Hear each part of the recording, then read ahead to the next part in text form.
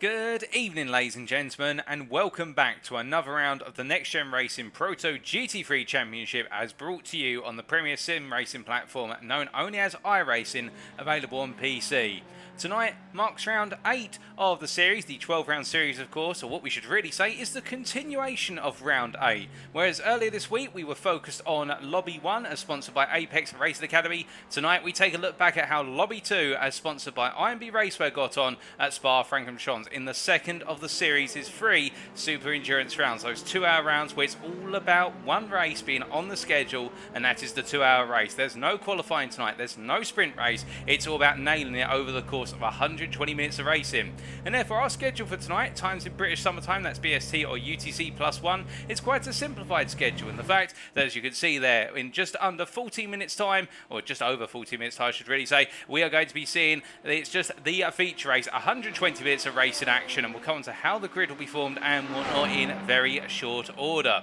Now, whilst we are building up to the event, while drivers currently making their way on around the final warm-up session, given that we are taking a look back with the racing having happened earlier this week on Wednesdays, I should clarify, it is the case that we are taking a look back at an iRacing replay file, and therefore we're going to be presenting you all the racing action as if it were live, and indeed, I, as your commentator and host, do not know who won. I do not know what's happened, so it's going to be very new to me. Indeed, it'll be as new as possible as it can to you guys and girls tuning in tonight. And talk about tuning in, well, you could tune in via one of 3 media platforms for your viewing pleasure. Firstly, you could tune in via the NXTGEN Racing YouTube channel. So if you go to youtube.com and search NXTGEN Racing, you could tune in there. Secondly, if you are a Facebook user, you can go to facebook.com/groups/NXTGEN Racing and tune on Facebook. Or last but not least, if you are so Twitch inclined, you can go to twitch.tv/TX141 and tune in on Twitch. And who is TX141? Well, that's me, your host, broadcaster and commentator. My name is Paul Walsh,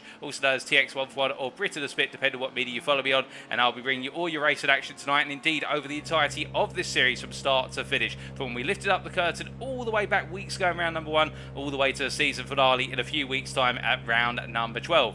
But coming on to our sponsor, our title sponsor is Lobby. Of course, Lobby 2 sponsored by IMB Raceware. Who are they and what do they stand for? Let's introduce them.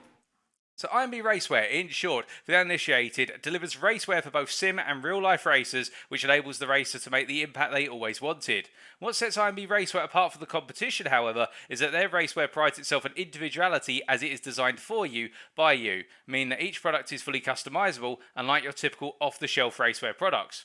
Whether you're looking for racing gloves, racing shoes, or team clothing, there are no limits to levels of customization available. And if you want to know more and get your hands on your own bespoke racewear today, be sure to head to imbraceware.com for further information. That website again, imbraceware.com.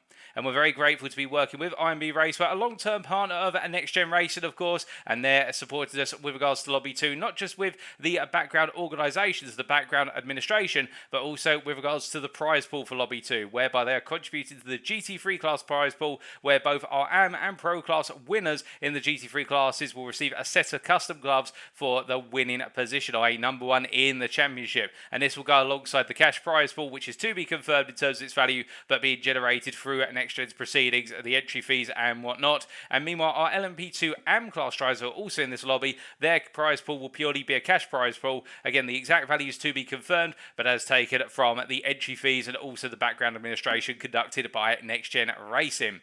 But focusing on IMB Race, we're very grateful to their contribution to the series, and we are happy to continue our partnership at NXTGEN Racing with IMB Raceware, and long may it continue. And I still need to get my hands on a bespoke pair of sim racing gloves. I'll do that one day, ladies and gentlemen. But enough about me, let's come on to the drivers and the calendar, and we'll start off with the calendar. Now, of course, we can see we're gradually making our way down the right-hand side of the roster here, whereby we are now at Spa-Francorchamps for the 1st of June. That's when the racing did occur, Wednesday early this week. Today, of course, being the 3rd of June 2022, and this is the second of our 3 Super Endurance rounds. After today, we'll be heading to Silverstone in 2 weeks' time for the 9th round, and that will be on the 15th of June, after which we'll then head to the Suzuka circuit, located all the way over in the Asia-Pacific region of Japan, and that will be an absolutely brilliant race for certain. The circuit, always known for generating fantastic racing from start to finish, and then we'll be returning to the European continent, the mainland of Europe, for the Nürburgring on the 29th of June for round number 11, and then our final round will be at the Circuit de la Sarthe, or Le Mans as it's known in short, for the final 2-hour round on the 6th of July. But before we could get to those, we've got to get through Spa today, and not to forget all the rounds that have preceded. Last time out, of course, we were at Italy at Monza on the 25th of May, the broadcast being on the 27th of May, and my goodness, was that a dramatic round for a good number of the right reasons, but also some reasons where our drivers did have to be called to the stewards. There were quite a few instances our stewards had to work through, but that's all settled down, and the embers have been reduced to ashes, and it is the case that now Monza is past. And before Monza, of course, round number 6, as we go to the left-hand side of the board, we were in Germany at the Hockenheimring back on the 18th of May. Some fantastic racing there. And the Red Bull Ring kicked off the series tour of the European continent all the way back on the 11th of May in round number 5.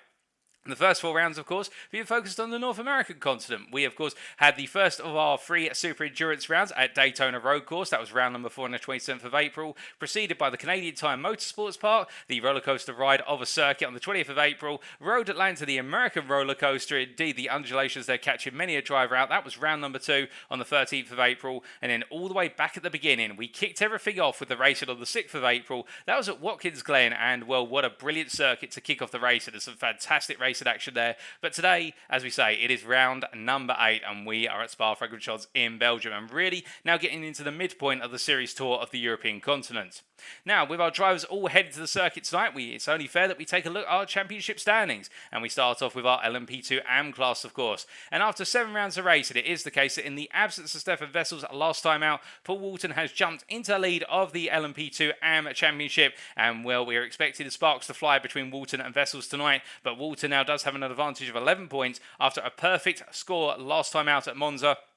And really, he was unstoppable, even with the slipstream and the smart draft in effect. But it was the case that Walton was able to get to the front and break away from the start of qualifying through to the sprint, and indeed in the feature race, and also picking up the pole position points, the fastest lap points in both of the races. And can Wessels blunt his momentum tonight, given the fact we're expecting the South African driver to return and take the Briton on in full force? Sam Holman, meanwhile, the best of the rest in P3, wasn't available for Monza, but we're expecting Sam Holman to return to the circuit tonight on 202 points. He is the best part of 30 points clear of the NXTGEN Racing driver of Paul Scott, who will be going after the Hollerton Racing driver with Fever, for the simple reason that the two of them are looking very close on pace. And Paul Williams from Team Tetra Rouge in P5, only a further 4 points behind. How can he get involved in the class, which is very close outside of the top 2? With Jim Stanton and Richard Stanton there, the two Stanton brothers, P6, P7, separated by only 4 points, both looking to add to their tally. Jonathan Collins a further 4 points behind in P8, ahead of Baz Meacham, or Barry Meacham as he's known in full, and Michael Price, who should be returning tonight, we do believe, or he's close to returning. He is down in P10 on 134 points after multiple rounds of absence. Mark Baker, P11 for Team Tetra Rouge there, unable to take part last time out at Monza and deeply missed, but we're hoping he'll be able to bounce back tonight. And last but not least, Jack Wyborn there, again a non-attendee at Monza on 107 points. So I think some drivers opting to miss Monza and use it as their drop round. Quite understandable because of the connotations of Monza. But meanwhile, the complexion in the GT3 Pro class of Lobby 2 is a little bit different in the fact that Lucas Romano continues to lead on 283 points with another brilliant round of racing last time out at Monza. Now the 30-point advantage over Jeremy Debova, who in turn is 5 points ahead of his teammate DDD Vlaming. I'm very sorry to announce, ladies and gentlemen, that Change by DB1 have had to withdraw from this series as of round number 8 onwards, and that is due to a scheduling conflict and also personal circumstances. We wish them well, of course, but that does affect mean is that going into tonight, the delta really is from Lucas Romano all the way to Dirt Bouts now in the championship. If things continue as they go, in terms we'd expect that Dirt Bouts will gradually get points to overhaul Jeremy Debova and DDD Vlaming after what were their good performances last time out at Monza. And Dirt Bouts now is the best part of almost 70 points. In fact, we're 67 points behind Lucas Romano there, and we expect Dirt Bouts to try and get some more points on the board after that feature race win, which he was very happy with last time out at Monza. Peter Lemkins, unable to make it to Monza last time out. We expect him back in full force tonight on 176 points, with 147 points to Sean Scudder there. The driver who has really had to try and establish his feet and his momentum in this GT3 Pro class and has had some difficulty, but starting to hit the rebound is Sean Scudder. And, well, 2 16-point finishes last time out at Monza, definitely boding well for his championship campaign for the rest of this season. Gus Franken, not to be forgotten about, scoring a similar amount of points for Sean Scudder. In fact, an identical set of points to Scudder there in P7, only 7 points behind on 140, and he's ahead of Lamet Wedder and Matthew Prouting, who complete the GT3 Pro standings. And as for the GT3 AM class, well, it is the case that after what was a very tense and very contact-driven round of racing at Monza, particularly in the feature race between Tristan Di Nobrega and Navarro Debova, it was Tristan Di Nobrega who took home the major points for the most part over the course of what was the feature race. Although it should be said that Navarro de Bova, no questions asked, did pick up the win in the feature race, and very well done to him.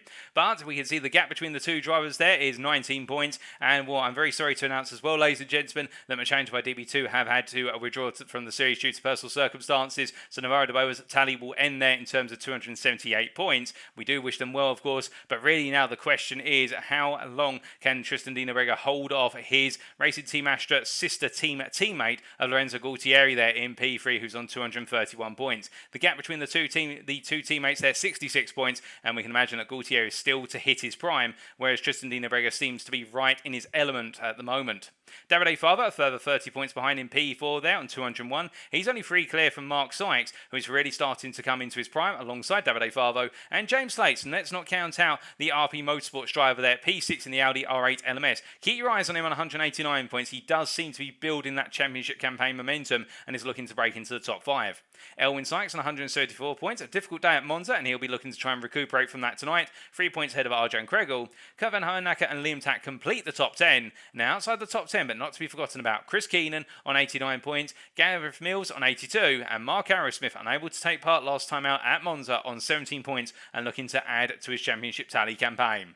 Meanwhile, in the team standings in the Mark Sykes Designs Teams Championship, it is the case that going into tonight, Verano Motorsport leading by 10 points over Racing Team Astra Blue, or RTA Blue in short, and RP Motorsport Prime on 571 points, only a further 4 points behind. Our top 3 gradually breaking away from the rest of the field now, with NXTGEN Racing and NXTGEN Racing with Sam Cases UK being closely matched P4, P5. They're separated by 11 points. And then we have Machange by DB1 on 499 points, and that is where their points tally will end there, given their retirement from the series. And now it'll be to RD Simsport, Racing Team Astra Team Orange, and also Team Racing Netherlands to try and jump them, especially with Machange by DB2 also retiring from the series on 447 points.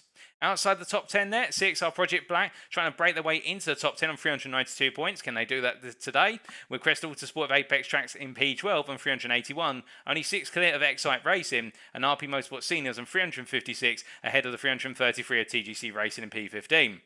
DRS Esports LMS1, and we saw them in the Apex Racing Academy lobby earlier this week, went into this round on 327 points and picked up a good haul of points, and they'll be looking to continue that momentum after today. With Hilliard Esport in P17, Team Tetrage in P18, and keep your eyes on Team Tetrage. It is the case that if both drivers are in attendance, or even if one of them's in attendance, they'll be looking to try and get themselves into the top 15 by the end of tonight. Altitude Esports P19 with Crest Autosport Ferrari in P20 on 219 points, and just outside the top 20, but not to be forgotten about, a further 17 points back, Hollerton Racing there, as propped up by Sam Holman, and indeed he's doing that solo effort and doing a very good job of it, with MRC team behind on 196. And then we have TGC Bottom Split Heroes, head of BRM, and DRS Esports LMS2 completing the team championship standings as of round number 7, going into round number 8. Well, it's the case we go from our championship standings then to our circuit, our venue for tonight, and we're at none other than the Circuit de Spa-Francorchamps, located near the town of Stavelot in Belgium, and as seen from the circuit map provided to us by simracingwiki.com, this circuit, consisting of 19 corners, is a circuit that will put your car through every possible test. We've got medium speed apexes, we've got high speed apexes, we've got flat out segments, we've got heavy braking zones, we've got hairpins, chicanes, you name it, there's something there. Elevation changes, off camber corners. It is the case that this circuit is literally the ultimate circuit for endurance racing because it has everything to offer, and it is the case it has quite the extended lap, with the lap times around here just over 2 minutes for our LMP2 class drivers, and coming up to in the region of 2 1/3 minutes for what is our GT3 class drivers. And there's much love here at the Belgian circuit, and we'll ride on board over the course of tonight's proceedings to give you that perspective of what it's like to drive around here in the LMP2 and also the GT3 machines. As for our race rules, because it is a feature race, we do have a slightly different set of rules for tonight. We can see that our drive setup shall be as follows. The LMP2 drive shall be running the iRacing Sprint with fuel adjustment setup, so there's additional fuel being put in the car compared to the standard Sprint setup, and our GT3 drive shall run the iRacing Medium Downforce setup. It's a fixed setup series, so the only thing they can tweak is the brake bias. In general, because this is a super endurance round, there is no qualifying session or sprint race, and therefore you're most likely asking at this point, how do our drivers know where they're going to line up on the grid? Well, with there not being any qualifying, we can see there underneath that with double points up for grabs in the feature race, excluding fastest lap, it is the case that the grid is going to be set by reverse Drivers' Championship order based on the latest championship standings, i.e. from round 7 going into tonight of round number 8. The grid will be separated into car classes, starting approximately 10 seconds apart, and that will mean that the LMP2 AM drivers will be starting in their LMP2 car class 10 seconds ahead of the GT3 class drivers, and then the GT3 class will not have a 10-second separation between the pros and the AMs. It'll be the case that the pros will start ahead of the AMs, but they'll all be one pack bunched together. There are 2 mandatory pit stops. Of course, that difference in the feature race here, the 2-hour one, is there are 2 mandatory pit stops which will require drivers to take on fuel, and they must change all 4 tyres at least once. Now, whether they do this in a single pit stop or whether they split it over the 2 pit stops, it's entirely up to our drivers, and that can lead to a bit of strategic variety. Each driver will have 2 fast repairs available, and a driver shall receive a drive-through penalty if they accumulate 25 or more instant points. Well, that's enough rules and regulations, ladies and gentlemen. We head back to live pictures here, and we're not long to go before we go racing. We do look down to the paddock, and we can see Tristan Dino Brega there parked up right now, our GT3 AM leader going into tonight. And, well, really, right now, not just in his ascendancy, but at the peak of his powers, it would seem. He's already found that consistency that eluded him early on in the season, and he's added to that with his absolutely superb pace. And can anybody stop him as we get the transition over to the grid? And now we do wait for the grid to be formed in very short order indeed. As the grid is being formed, of course, we can't bring you the rundown of the grid due to technical limitations with the replay file we're using, but we can look at the grid here, and as it's being formed, we can say hello there to, in the Facebook chat, Paul Walton Sr. cheering on at Paul Walton Jr., of course, racing and our championship leader in the LMP2 AM class, and it'll be the case, as I understand it, Paul Walton will be starting from the back of the class, given the reverse drivers championship order for the grid order, and, well, it will be the case that he'll be joined on that rearward row by his main rival, and Stephan Wessels, as we do look to the blimp camera here, and we can see it is the case that Mark Baker there starting up towards the front, and I believe alongside him, unless I'm mistaken, that is Baz Meacham there, and the 2 drivers will be starting side by side.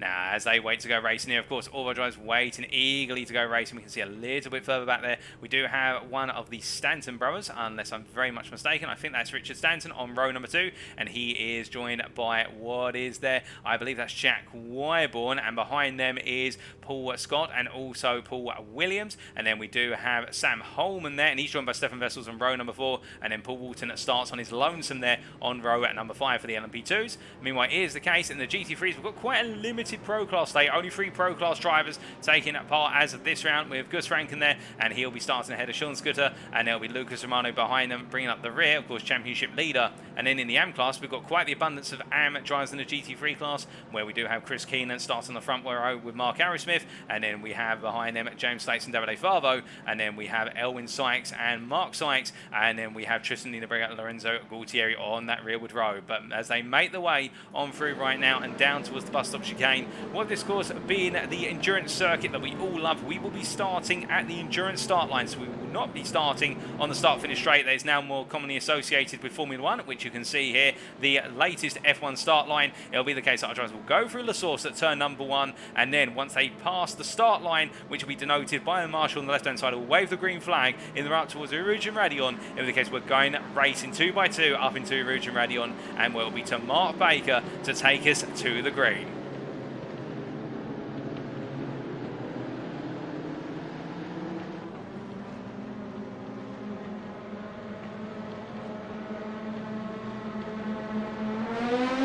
Lights down, away we go here for 2 hours of race at the Spa-Francorchamps. Mark Baker gets a really good start, making the way up the hill. A little bit further back, you can see already Paul Williams losing out to Paul Scott, and Stephan Wessels trying to go all the way around the outside of Paul Williams. And, well, he's done it early. He has the Racing Team Astra Blue driver past the Team Tetra Rouge driver. Now he's side by side, as we can see at the rear of the pack. They're 3 wide between Paul Walton, also Paul Williams, and then Sam Holman in the middle. Holman defends the inside here as they make the way into braking into Lecom. And as they do, Stephan Wessels holds the inside line versus Paul Scott. And we can see Paul Walton going all the way round what was both Sam Holman and also Paul Williams. Meanwhile, further back in, oh goodness me, and it looks as though into the wall is Tristan Dino Brega there. We can't take a look back, but the championship leader in the GT3 AM class had a major moment going into the wall, coming onto the camel straight, and that's cost him very dear, and he's the only casualty of the start of this race by looks of things. But I would say he has been in a bit of contact with another driver in the GT3 class.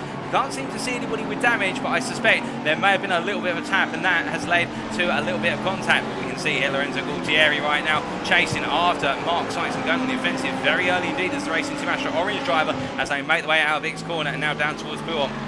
In the rear of the pitch, that's James Slater losing the rear there and just catches the car before it hits the wall, and I think just cold tyres on that Audi unsettling the car. But as he makes his way on down, at this point we can see we've got even more drivers. We do have, by the looks of things, Chris Keenan has had a major incident. In fact, Chris Keenan off at Walton corner there, he's just dropped down our timing screens and now he's down to P6. The MRC team driver having a major moment, and a number of drivers stepping out there early on at our GT3 class, seemingly prone to a few moments. But meanwhile, we do look up to LMP2. So Stephan Wessels up the inside there of what was both Richard Stanton and Jonathan Collins, but all three drivers, they're going wide, coming through Blanchimont, and whilst they make the way under break, and we can see it is the case that right now, oh goodness me, and there's contact there, I think, between Richard Stanton and Sam Holman under braking into the bus stop chicane, where they've survived it, but I think it's the case there's quite significant damage. We see flashing lights there from Paul Walton, and I think he's trying to signal to everyone, calm it down, let's just all make it through the laps. But as they make the way up the hill, we ride on board here with Paul Walton, who's caught up behind Holman and also Richard Stanton, and as they make the way out of the source and now head up towards Eau Rouge and Raidillon, we've got a lot of momentum here. Will he look for the move? Well, it's going to be daring if he does, as they come up the hill, but Stanton's slow and Holman's backed in. Oh my good lord, and Walton goes round the outside of the pair of them. Rouge and Raidillon keeps it on track. Now my goodness, that's brave on the second lap of the 2-hour race to do the double around the outside for Rouge, but he's done it and he's gained massively for it, as we see Paul Scott there slow down backing off, and the RD Simsport driver, well, if he was going to take a risk, he's definitely taken one, and he's moved his way up to P5 in the class, and he has shown his credentials and why he's the championship leader going into tonight's round as he rolls down his way through what is a large corner there. But my goodness, you could not have predicted that in terms of going too wide past two drivers all the way through Rouge and Raidillon, but he's got it done. As meanwhile we look a little bit further back in the class, and we can see here as we're hitting the Double A Favo has come into the pit lane. It's the case that Sam Holman is making his way up behind Richard Stanton, two of them. As these two have had that incident already, it is the case that we do wonder whether damage to both cars means they're dropping off the pace. I suspect so, given how slow they were running for Rouge and Raidillon. It may be the case that they're both trying to limp their way to their first pit stop rather than adding a third pit stop into the mix. But of course you have to weigh up as a driver, and indeed with the pit crew, whether it's worth it hanging out there for what is effectively 40 minutes or so with a damaged car, and whether it's going to cost you more time than it saves if you come into the pits. As they roll through, Holman here looking for the potential move, and as they head up towards Blanchimont corner this time, going to be looking around the outside. I don't think that Stanton's going to have any response other than to let Sam Holman go, and he won't want any more contact between the two of them, that's for certain, as they make their way down towards the bus stop chicane, shaking the camera there as they roll on through, but Sam Holman making the pass in the end as they make their way on to another lap. But meanwhile we look from them to our GT3 class, and we see Lorenzo Gualtieri here chasing after his teammate Elwin Sykes. But I think this is going to be perhaps one of the simpler passes of the night for drivers in the GT3 class. We're hitting James Slate's had another moment out on circuit down at Walton corner, but meanwhile we can see Lorenzo Gualtieri going round the outside. Elwin Sykes backing off there in the run through Blanchimont, and I think that's quite sensible. They're both in different races, both racing for the same team, and they both want to get the maximum possible points as they roll on through and up into turn number 18.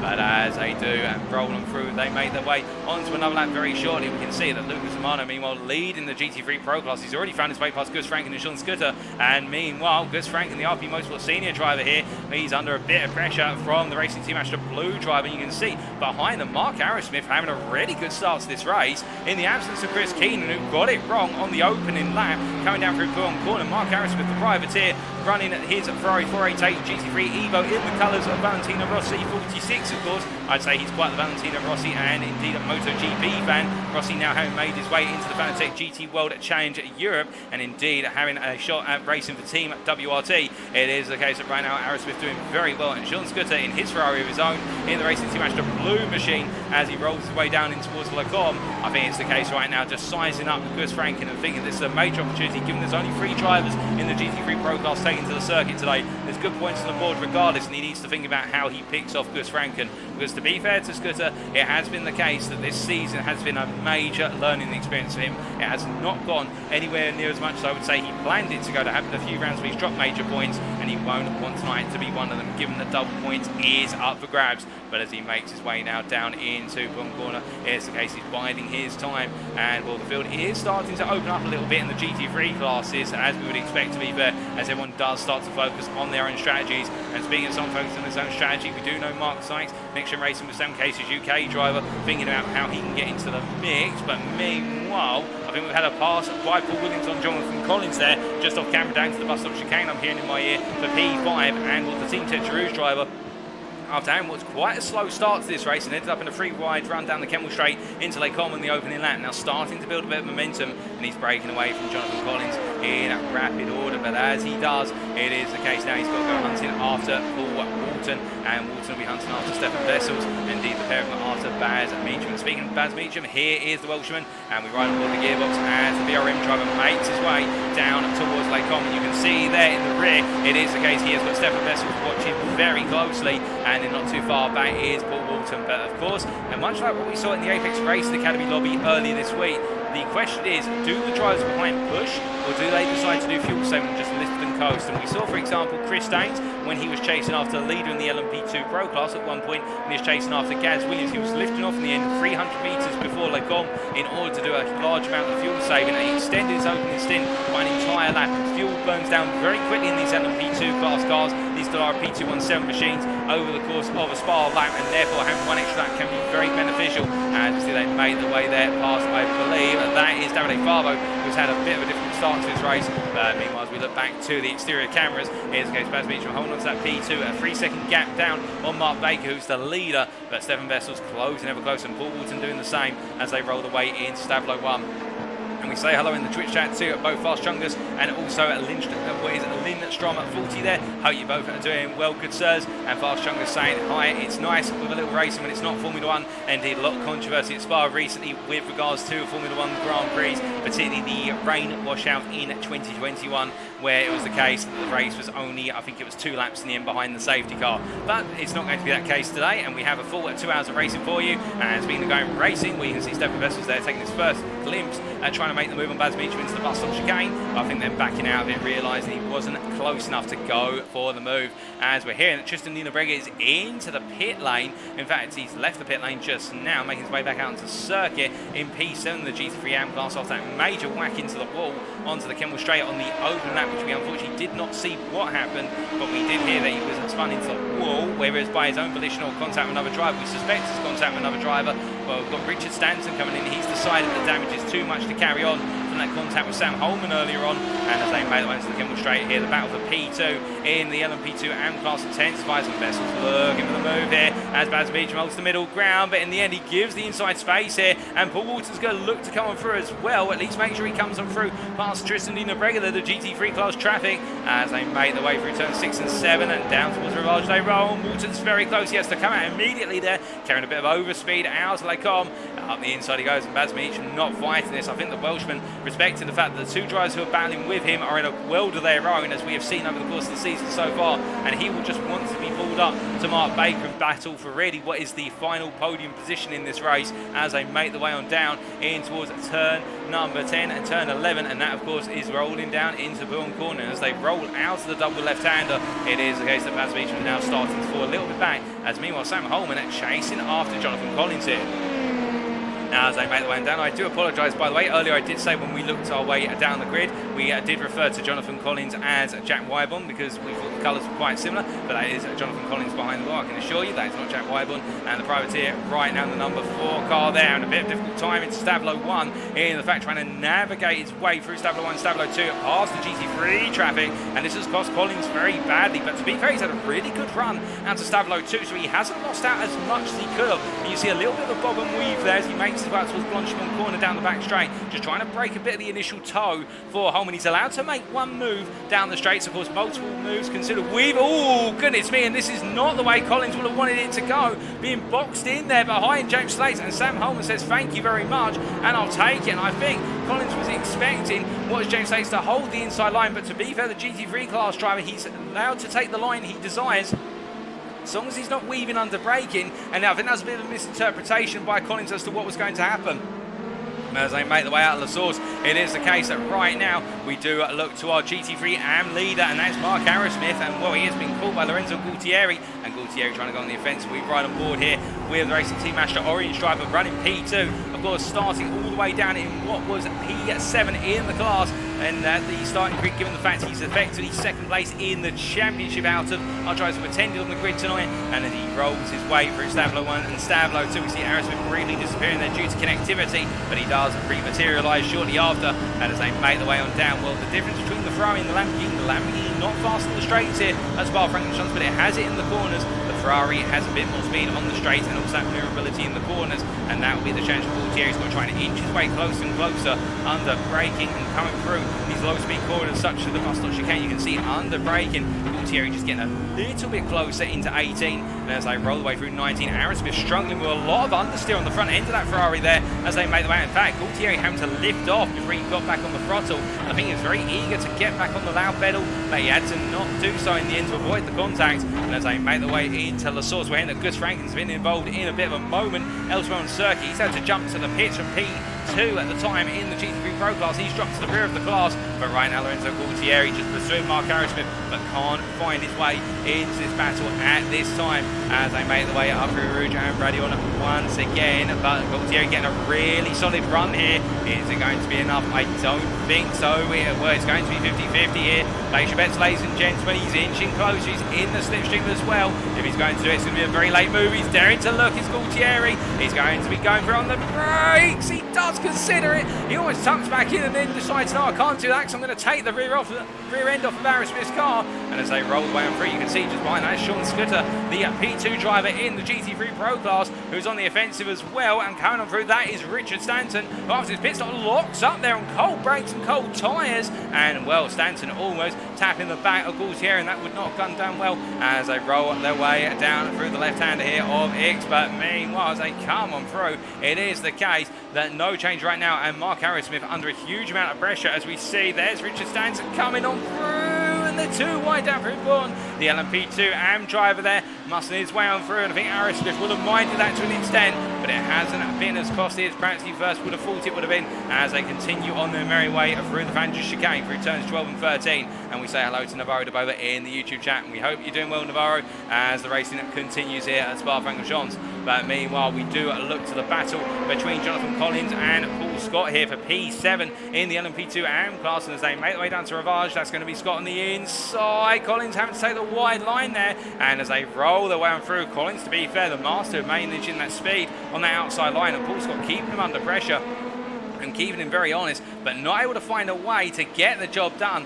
And as they make the way down to the braking down, Paul Scott's got to look up the inside here as they roll through the apex of 10 down for 11, and I think that's the move all said and done. It does look as though Collins there just going a little bit deep under braking into Bourne corner. I think missing his braking point by about 1 or 2 meters, and it's just caused him to overextend the car into the braking zone. But they roll them through. Paul Scott up to P7 in class. As, oh, goodness me, Collins a lose in the rear of the car and just tapping the wall, and that could have been far, far worse for the privateer as he made his way out of the Fangers chicane. That could have been a full fed-on collision with the tyre barrier, but it wasn't to be. Thank goodness for that. And the privateer right now, I think his heart might be in his mouth after that one as he makes his way down the back straight. But meanwhile, as he comes on through, we do look to Mark Aerosmith once again, and we say hello to him in the YouTube chat. Hope you're doing well, Mark. And indeed, right now under a lot of pressure from Lorenzo Gaultieri as they make their way down the Camel Straight once more. And you can see Gaultieri looking to the inside. Mark Aerosmith not defending it this time around. I don't think he had a chance to react really. And you can see Sean Scooter also tucking in behind Gaultieri, but in the end backs out a bit as they make their way into La Com. And Lorenzo Gaultieri takes the lead on the GT3 AM class. And to be fair to Aerosmith, given the fact he's right at the bottom of the championship standings on 17 points, and he's having to only participate in a limited number of rounds, you can imagine the Briton here not fighting it too hard, because he would happily bite your arm off, I would say, for a P2 right now in this race, given that would be a huge haul of points. It will be over 40 points if my memory serves me correctly, and that will do very well going into the final 4 rounds of the season. I think Aerosmith just playing it smart here and focusing more on the bigger picture rather than the localised battling. And well, he needs to, because you can see in the rear of the picture that's Mark Sykes, the NXTGEN Racing with Sam Case's UK driver, who is building a lot of momentum 15 minutes into this race, and right now up to P3 as he rolls his way down through Bourne corner in the Audi R8 LMS.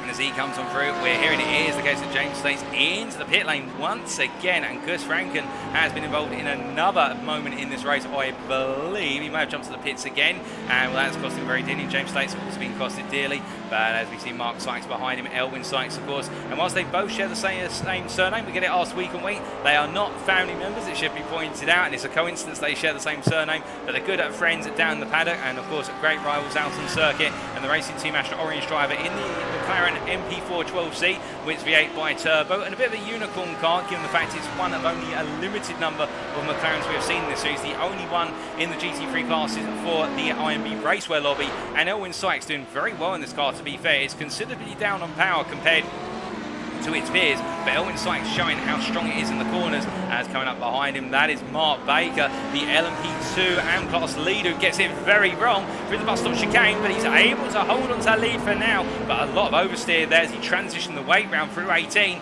and as they make their way down towards La Sorge, you can see Paul Walton in the rear of the picture as well. Paul Walton being patient and tucking in behind Elwin Sykes, but Stephan Wessels saying, no, I'm coming with you, Mark. It is the case. I'm going to be hunting you now all the way down towards Lake Com, as they make their way around through the source then and down up towards Eau Rouge and Raidillon. We're going to the top three rolling on through, and as they come charging on through with Mark Baker at the head of the camera here, it is the case. He makes his way past Mark Sykes, the GT3 driver, seeing the LMP2 AM class come roaring on through, and Mark Baker goes defensive here down the Kemmel Straight. It's a long run. Vessels go look to the outside, and as they make their way into the braking zone, the Brittle goes as deep as he can, but in the end Vessels just surges round, and in this case the Racing 2 Astra Blue driver takes the lead of the class in emphatic fashion, as meanwhile Paul Walton now needs to try and move up to P2.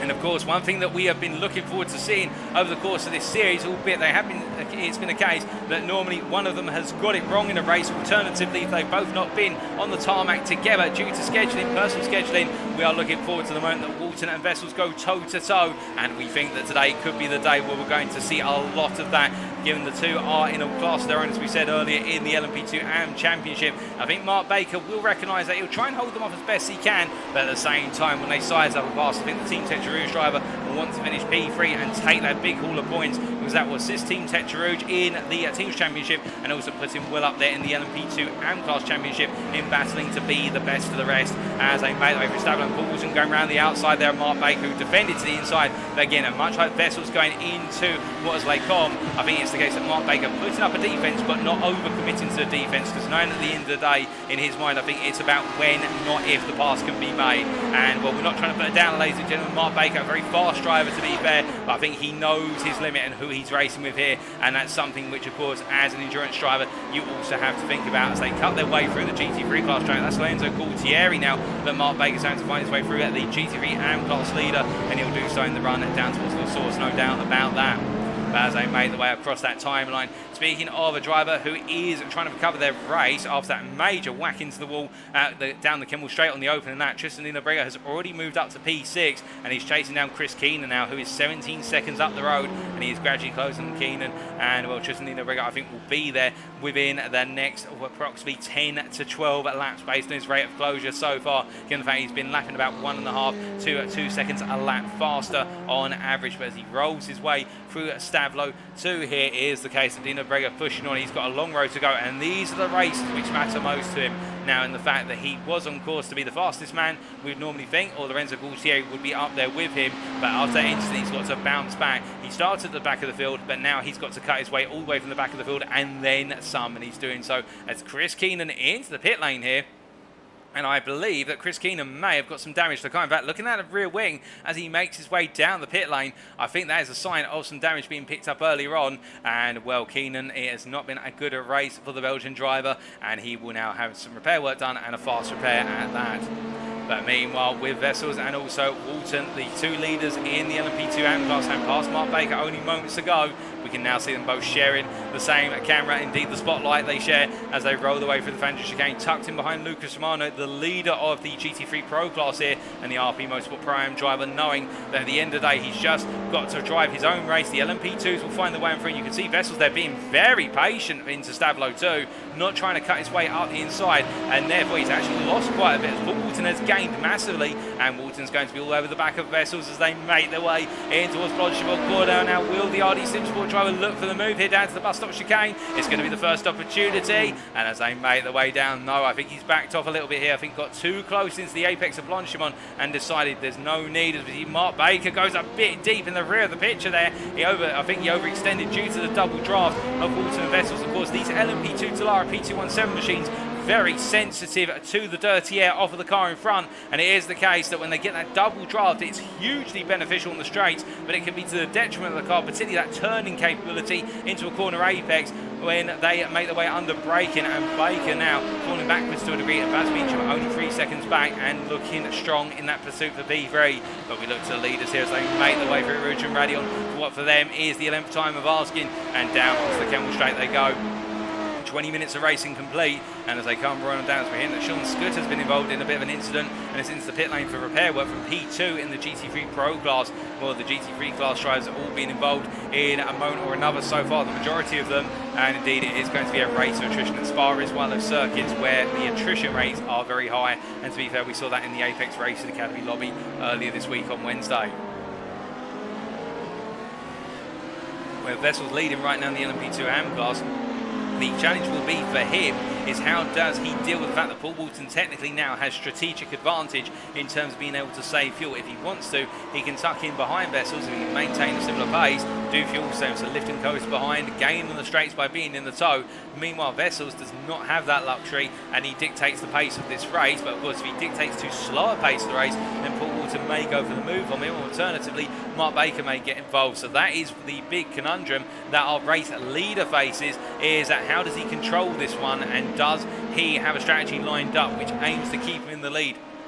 Or does he respect the fact that after the pit stops it could be the case that he comes out behind Walton for the simple reason that Walton will have to take on less fuel when they make their first pit stop? Of course, there may also be the question, does one of them decide to take the tyre change at the first stop and the other at the second stop, or do they both do the tyre change at the same stop? We'll have to wait and see. They're the only ones who can know. And well, the one thing, when I was talking to their drivers in the build up to tonight, a lot of tight lips down in the paddock, it must be said.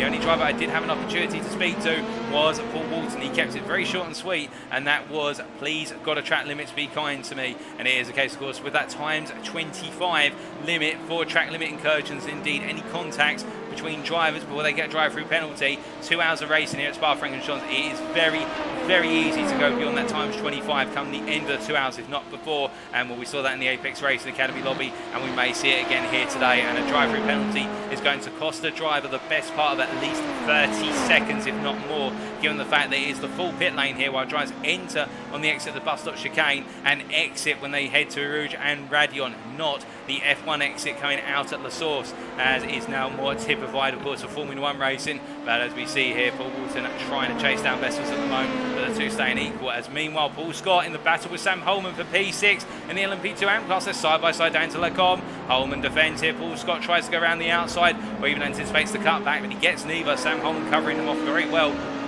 And Holman right now really trying to stay in the fight for P3 in the LMP2 AM Championship, and going in tonight, of course, right up there in the championship points. For P6 is not where he wants to finish. I think right now it may also be a consideration that he is driving a car which is wounded after that contact with Richard Stanton, and as they make the way down out of what is X corner there, he's been given a lifeline with Chris Keenan being a little bit in the way of Paul Scott, but to be fair, Keenan has a right to be there. Paul Scott's just had to wait and pass the GT3 driver on a clear piece of track, and he's done that in the run down towards Pilgrim Corner. But you can see Paul Scott has lost over a second just by being caught up in that scenario, and that's what multi-class racing does generate. Of course, it leads to those challenges whereby you need to pick. Oh my goodness, and Sam Holman there just collected the car back together, cutting off our train of thought entirely, and by the looks of things he's run a bit wide coming out of the Fangers chicane, and well, the rear got unsettled, but he's caught it, and well caught that man. If he hasn't considered playing as a fielder in cricket, he may want to, because if he can catch a car like that, he can definitely catch a flying cricket ball as well as he makes his way down towards Blanchimont corner. And as he does here, this is going to bring Paul Scott right back into the fight, as meanwhile the fastest lap in class has just got to Stephan Wessels, the 203.372, but Paul Walton almost matching with a 203.457, and we're also hearing that the fastest lap of the GT3 AM class has just been raised to a 217.86, as set by Tristan Di Brega, who's now up to P5, with more and more drivers into the pit lane. Davide Favo recently into the pit lane, and you can see Sam Holman here literally taking that last minute ditch dash attempt to what is the outside, going into the source, but he outbrakes himself into the hairpin corner, and this gives Paul Scott every invitation to go up the inside on exit. Now they will be side by side here in the run up for Eau Rouge and Raidillon. Will they go too wide? Will Wother back out? They're going to go too wide as they make up the hill, and Holman stays there. But in the end he has to back out a little bit there, just a small lift, but he tucks it very nicely as they make the way down the Kemmel Straight. This is great stuff as they come running through. Scott holds the inside, he's on the left of your camera, Holman on the right, Holman peeling out for the outside. It'll be a battle on the brakes here as they make the way under, breaking into Lecom, and as they come through, it's the case that Holman squeezes Scott to the apex, but they give one another enough room as they emerge through turn 6. But in the end Holman, they're just getting a little bit sideways coming through the apex of turn 6. Paul Scott holds the position for the time in, and Holman getting very fighty indeed, and it's great to see. It may not be for the podium, but they're fighting as if it is for the podium, and we absolutely love it as they come roaring roaring on down into X corner. 26 minutes complete. We've still got just over 1.5 hours of racing to go. Sam Holman flashing his lights there. I think that might be to distract more than anything. I can't imagine he's trying to send any Morse code signals. And as they make their way down through Pullen corner, it is the case that Paul Scott has got the P6 for the time being. Now as they roll them through, it is the case that a bit further up the order in the class, we've got Baz Meacham here running P4. We haven't really talked too much about the BRM driver over the course of this season. He has been an occasional attendee, he hasn't been available for every single round, but right now running a very comfortable P4, it should be said. And well, 3 seconds down on Mark Baker, and the lap times are going the way of Mark Baker in the fact that the gap has opened up. On that last lap, it opened up by 1.2 seconds. I think they both may have come across some GT3 traffic over the last couple of laps, which has cost them to a degree. But right now, I think Meacham focusing more on just running the pace. He has got Paul Williams gradually catching up to him, however. Williams took a 3 temps out in that last lap. What about this lap? Well, for Baz Meacham, a 2:05.75. Meanwhile, for Paul Williams, we see there in the rear of the picture, it is a 2:05.29, so half a second faster almost than Baz Meacham. I think the Team Tetra Rouge driver here is starting to build up that momentum, as meanwhile behind, we can see that is Gus Franken, who is running P3 in the GT3 Pro class, and he is a lap down on the P2 driver in the class of Sean Scooter as they make their way up to Eau Rouge and Raidillon.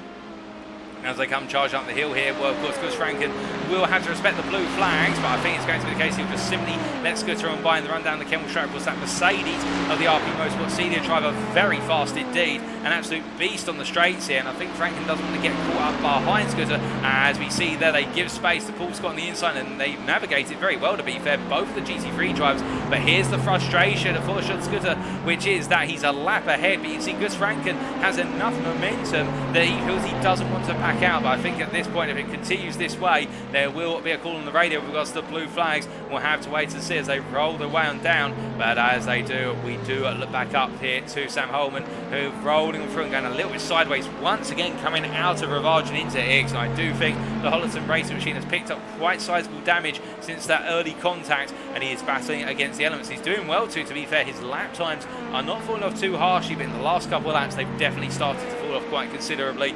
That last lap at 2:06.9 versus Paul Scott on a 2:05.0. That's almost 2 seconds lost. I think the damage is now starting to take its toll.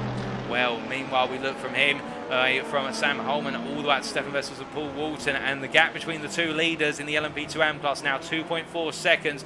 But in terms of lap times, that last lap from Stephan Wessels, a 2:03.98 versus Walter, 2:04.74. And I do think it is the case that right now Wessels is delivering lap after lap. He's trying to get a move on, and will that last lap 8 tenths of a second faster than Paul Walton as they go on to lap number 15. I think Wessels is getting ready for a potential undercut here because he's put it in qualifying laps.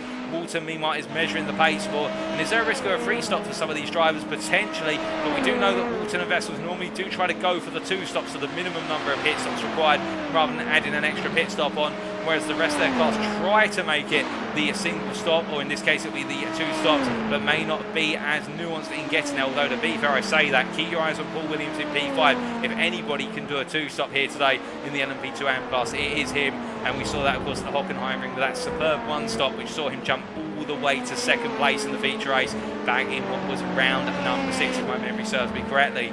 But as Walton gives pursuit still, we do look to the man we just mentioned, the Team Tetra Rouge driver, Paul Williams, and well, he's trying to hold off Paul Scott, but Paul Scott is getting closer, and that last lap from Paul Scott, as we flick to in the NXTGEN racing driver, a 2:03.45. Well, it's almost the fastest lap in class. Paul Scott is flying right now, and he has closed up very quickly to Paul Williams. He took almost 2 seconds out of the Team Tetra Rouge driver that last time around. And as we ride on board here with the NXTGEN racing driver, let's get an insight into how he's approaching the lap as he comes roaring on down what is the run from Iggs to Pullen corner. Coming on through turn number 10, you're taking a bit of apex curve and then immediately get full throttle, relying on the aerodynamics of the LMP2 machine, which of course you're meant to in these cars to get him through the corner at full tilt.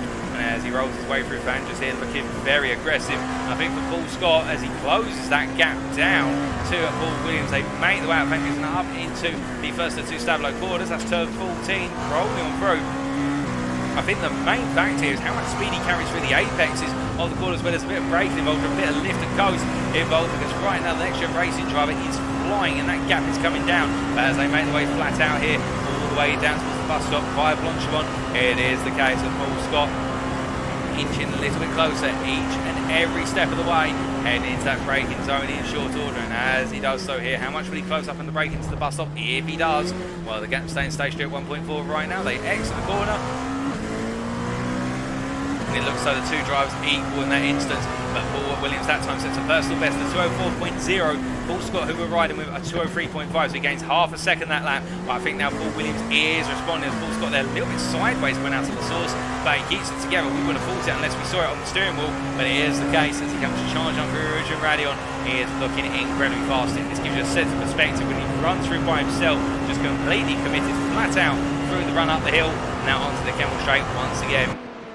But as he comes running down, you can see it. Paul Williams there being benefited by the tow at Tristan Niedebrega, who has moved up to P5 in class. But Paul Williams actually backing off there into the braking zone for Le Common. To be fair, being quite the gentleman the Team Tetra Rouge driving. We do know that he is a gentleman around passing these GT3 class cars, but there being a gentleman is not going to do him any favours with Paul Scott trying to come on through here as they make their way down to a Ravage. You can see Paul Scott literally hugging the apex there and saying to Tristan Niedebrega, you're going to let me through as well, thanks, because I'm chasing this guy. And I think Niedebrega probably just put his hands up in the cockpit and said, yep, that's absolutely fine, you do what you do, as he just stayed completely out of the way. And now they make their way down in towards Pullen Corner once again, and as they roll on through, the Team Tetra Rouge drive definitely under huge pressure as we look back here at what is a distant but fast approaching Paul Scott as they make their way into the Venture chicane.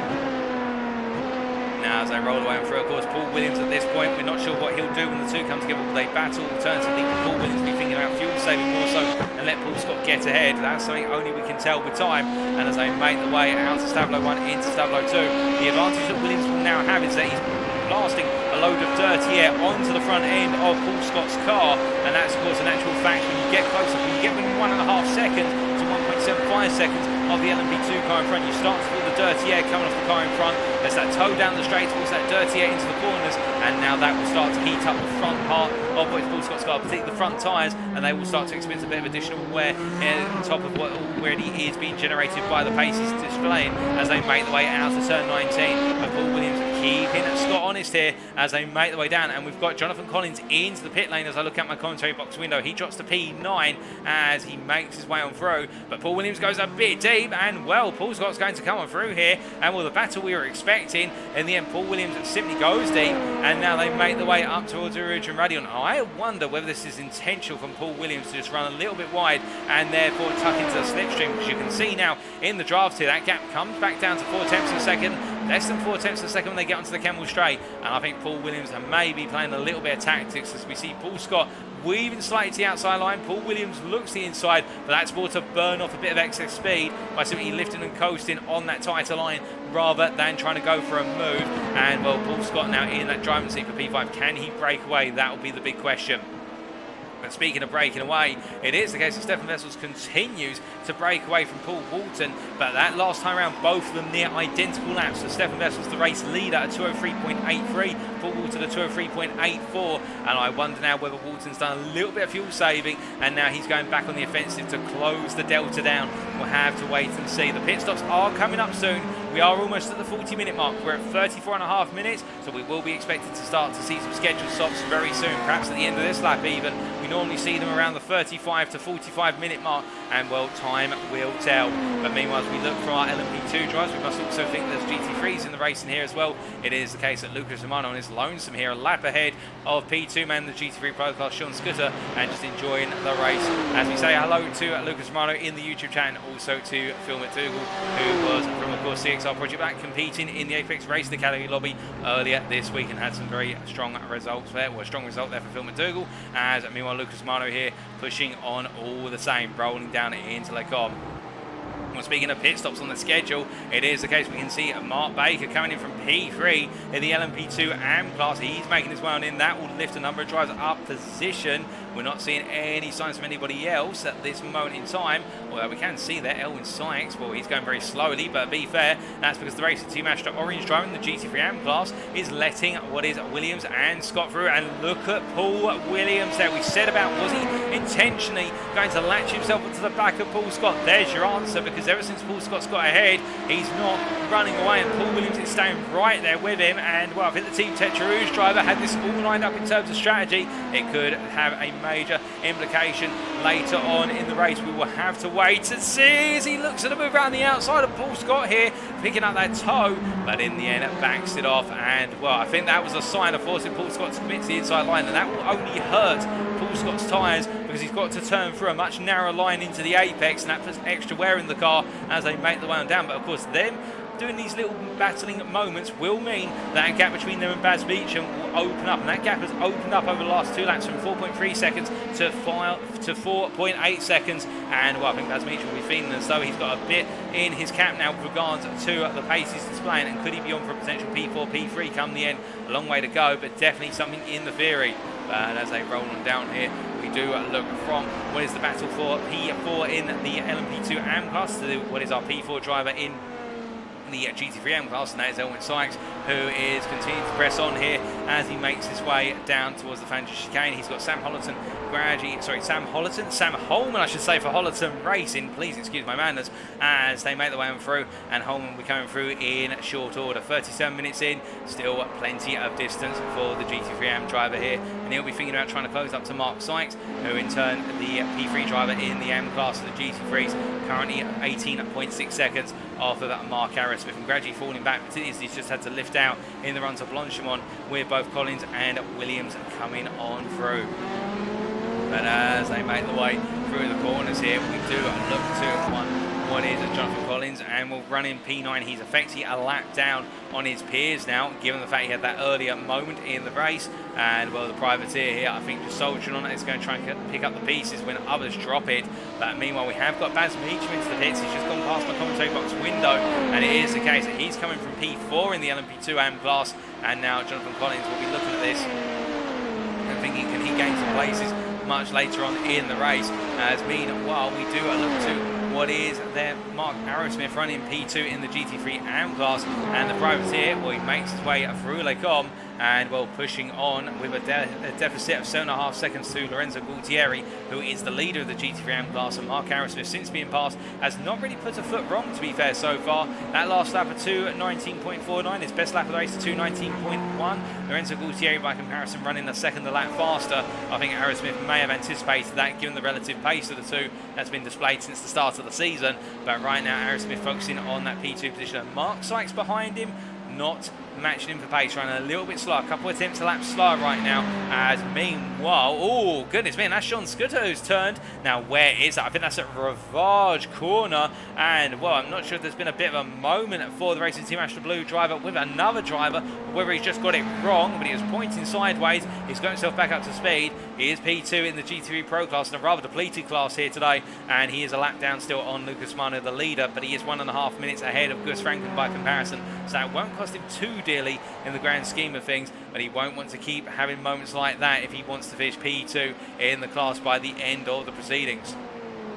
As he rolls his way on through into the pits is Stephan Wessels, and as he comes on in, Paul Walton has made his way past the start-finish line to go on to another lap. So now the question will be, it's undercut versus overcut. Stephan Wessels deciding to pit around the 40-minute mark. Meanwhile, Paul Walton goes on to another lap. Is it the case he's been able to save enough fuel to do some extra laps? We suspect. So again, how close this run is. Paul Scott and Paul Williams both into the pits as well. It is the case that we've got pit lane fever kicking off here, as we do see Scott just coming in ahead of Williams, and it's going to be a battle of the pit stops, and we'll keep an eye on our pit stop timers as well as to whether they're changing tyres or not, whether they're just putting fuel in the car, and that will be a key decider for later in the race. As Wessels right now, he's still making his way to his pit box. He's got a long way to go. It is an absolutely extensive pit lane here. It feels like forever, I can tell you, ladies and gentlemen. And recently competed a 6-hour endurance race here at Spa-Francorchamps in the virtual world of Assetto Corsa Competizione. It's modelled the same in iRacing, to be fair, in terms of how long this pit lane is. It takes a lifetime to get to your pit box, particularly if it's on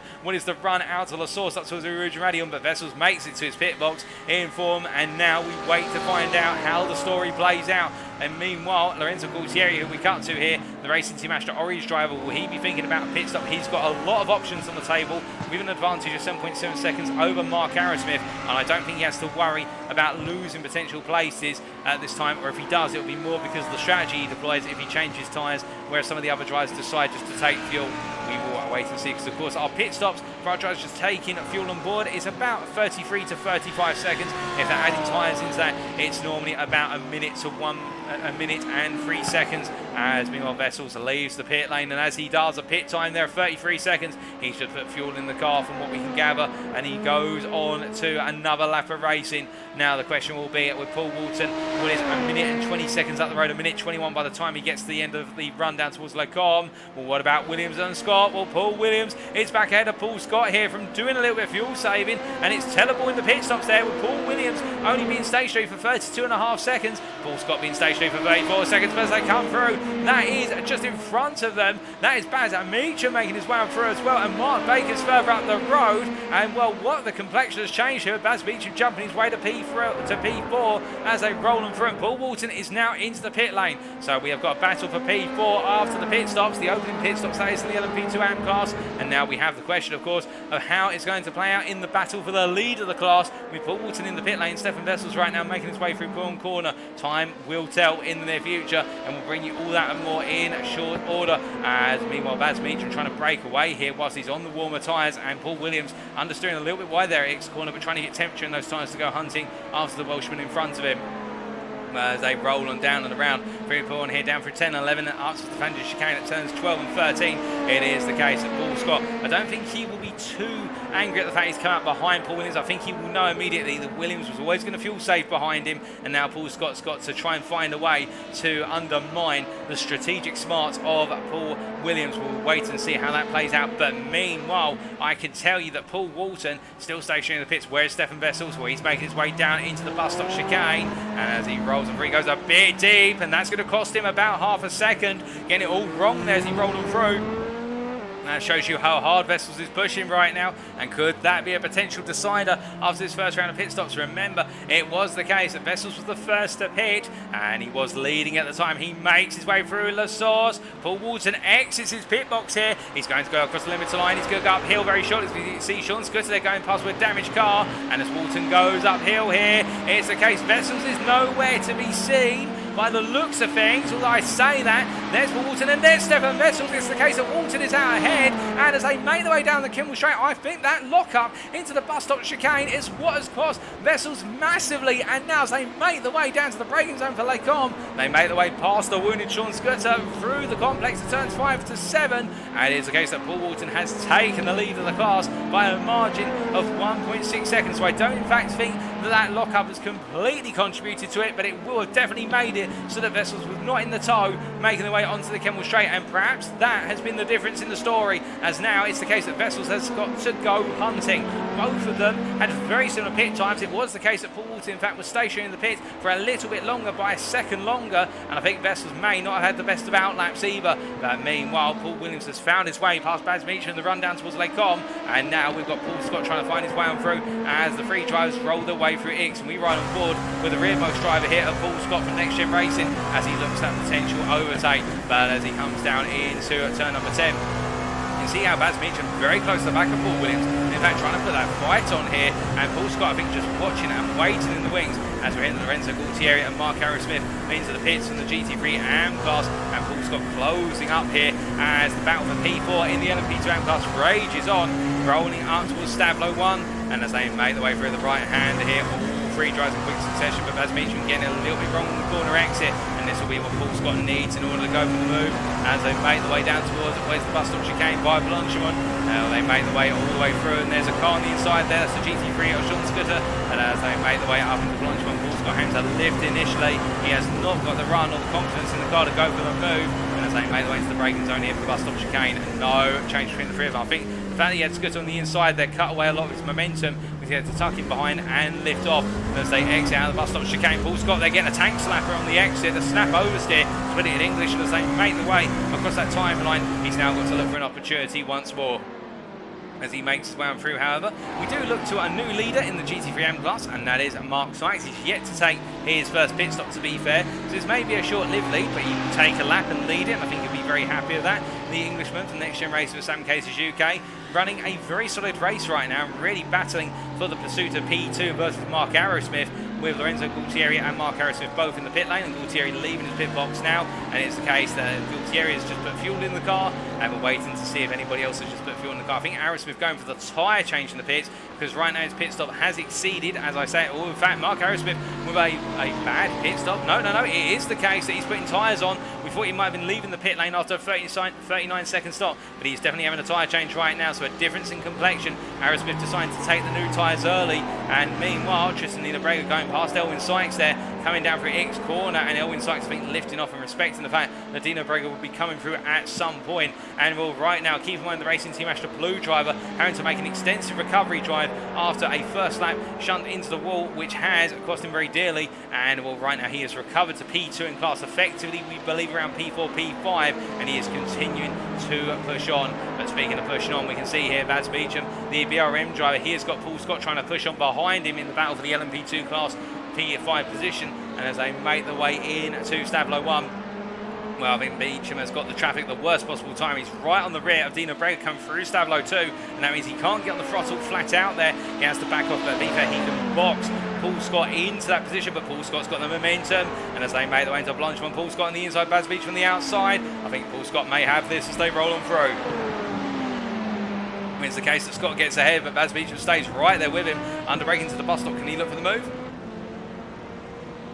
It doesn't look to be. Instead, Baz Beecham decides to just go a little bit deep on that outside line there, perhaps to shave off a bit of speed and try and come back down the Kemmel Straight. And we'll recognise, of course, that when you look for a move here, you really want to set it up coming out of the bus stop chicane and get the move done into Lake Om. In this case, you've got a lot of corners in these LMP2 machines where you're completely flat out on corner exit, or alternatively flat out through the sequence of corners, such as Eau Rouge and Raidillon, as we're about to see. And this is where, if you nail it right, you will close up dramatically, and that's what Beecham's got to try and do here. The gap between the two of them going into turns 2 and 3, 6 tenths of a second, and as he makes his way through now onto the Kemmel Straight, the gap's coming down, it's half a second.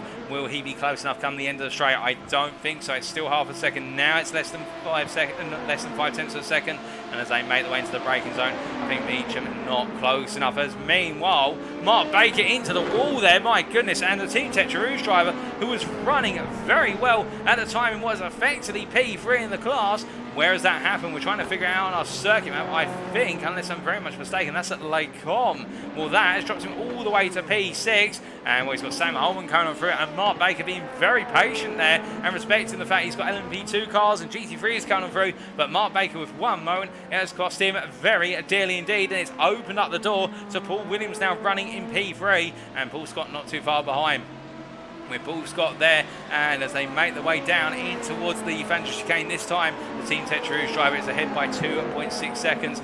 Well, in fact, we're having clarification there from Phil McDougall. Oh, and well, it's the case that Mark Baker stuck on the curb there with the fact that these cars so low to the ground. He's had to jump to the pits, and thank you for clarifying there, Phil, in the YouTube chat. In this case, the Team Tetra Rouge driver had a nightmare moment, and we've seen that previously in rounds of this series where the LMP2 class cars have got stuck on curbs, and well, it's the case that with such a low ride height on the machine, it's one of those situations where Mark Baker has been a victim of the nature of the car, and well, now he's going to have to try and do it all again from the back of the field. But to be fair, he does have 1 hour and 11 minutes plus the final lap, so could he still recover to get some key points? We will wait and see with bated breath. But meanwhile, after they switch places through the pit window in the opening pit stop, Walton leads at the head of the LMP2 AM class, 1.1 seconds clear of second placeman Stephan Wessels. The Racing Team Astra Blue driver chasing down the RD Sim Sport driver as they make their way down the Kemmel Straight, both in the camera shot here. This rivalry, of course, which we've been really looking forward to seeing how it plays out over the course of the season as they spend more time out on track together.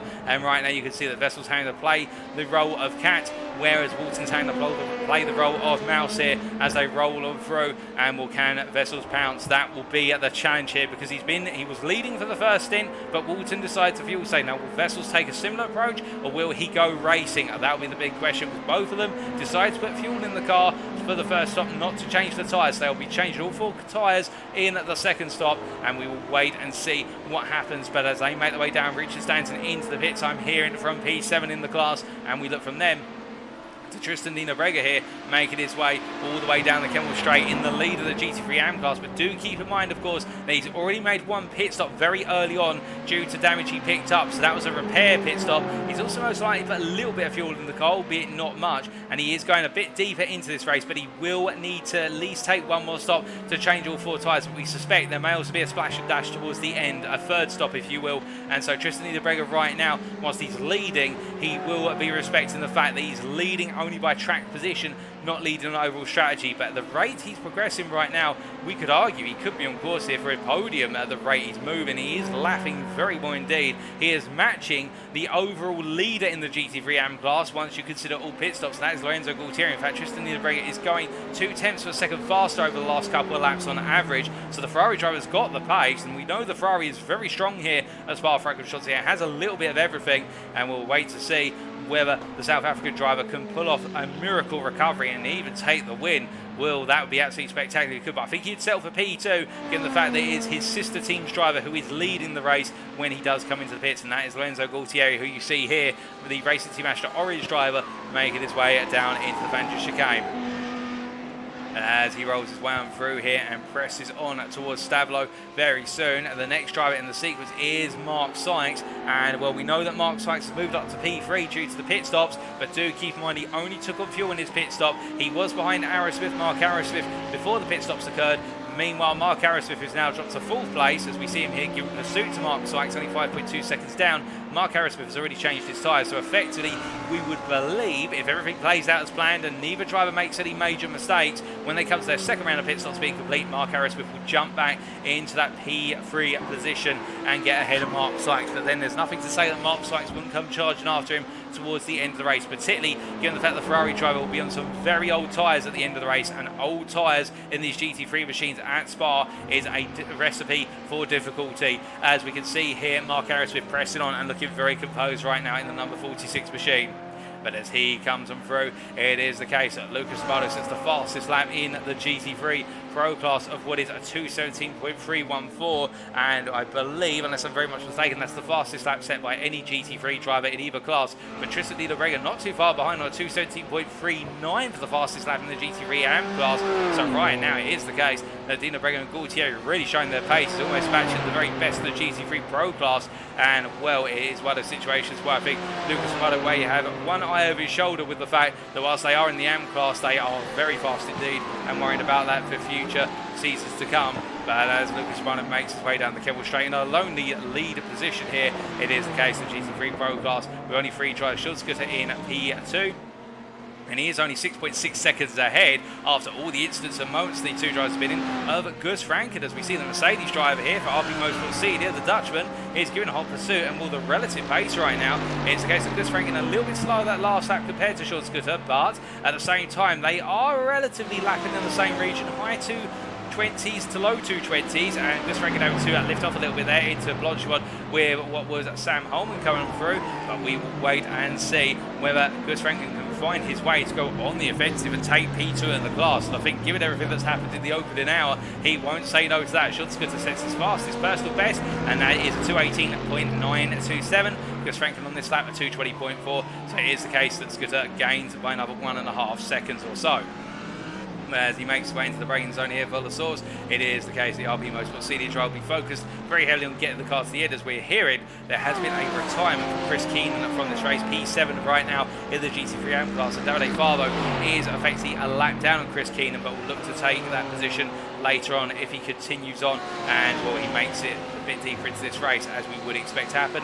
As we walk into the pits is Tristan Di Brega from the lead of the GT3 AM class. We expected this pit stop to be coming. He's been able to take the car 54.5 minutes after that opening pit stop to repair the car, and well, where is Lorenzo Gualtieri? Here you ask, well, he's making his way out the fastest chicane, so the Racing Team Astra Orange driver will take the lead back in the class here, and I think he is well on course to win this one. We've still got a long time to go, but if things proceed as they are currently seeming to go, I think Lorenzo Gualtieri is in full control of this race at Spa in the GT3 AM class. As he makes his way around past what is the old start-finish line, you can see it is the case that Gualtieri retakes the lead there, past Di Brega who's in the pit, and now he charges up through Eau Rouge and Raidillon for what for him is the 24th time of asking. And as he makes his way on through, we look from him, one of our leaders, to another one of our leaders, and that is Paul Walton leading the LMP AM class. And the RD Sim Sport driver here, since leaving the pit lane, of course, there's been a bit back and forth on the lap times, but that last lap for Paul Walton, a 2:04.1. Meanwhile, Stephan Wessels at 2:04.8. So 7/10 of a second was the delta between the two of them in favour of Walton. But it does seem to be this back and forth exchange of lap times between the two drivers as they make the way onto another lap. And I wonder whether Wessels is perhaps just trying to tie himself to the pace of Walton and trying to do a bit of fuel saving to stay with him and do what Walton did to him on the first stop, but do it in reverse to him on the second stop, which is save some fuel and have a shorter stop. But as they make the way on down the Kemmel Straight here, it does look as though Wessels trying to keep Walton as honest as he dares as they roll on through the corners. But Wessels right now has got to try and find a way in order to be able to get on through. We will wait and see, but as they come roaring on down into the braking zone for Rivage right now, it is the case that there's only 1.1 seconds between the two, and what it is looking at very nip and tuck in terms of the lap times. But as they come on through, it is one of the cases that Stephan Wessels are pushing on as they roll down into what is the wrong corner.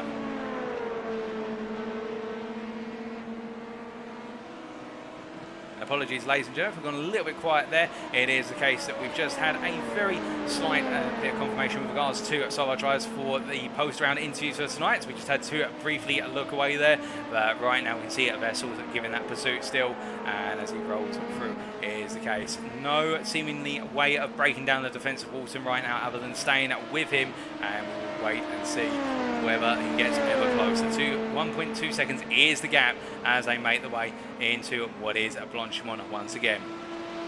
But as they come on through, we look from them to Paul Williams and Paul Scott, and well, here is Paul Williams running in P3 and only 1.3 seconds back. A similar delta between the two leaders and the delta between P3 and P4 to Paul Scott, who's chasing after him here as they make the way past Mark Sykes, who stays well out of the way as they roll their way down in towards Blanchimont corner. And as they do, it is the case of going through the extended left-hander. Paul Scott, in terms of lap time, that last lap from Paul Scott at 2:04.32.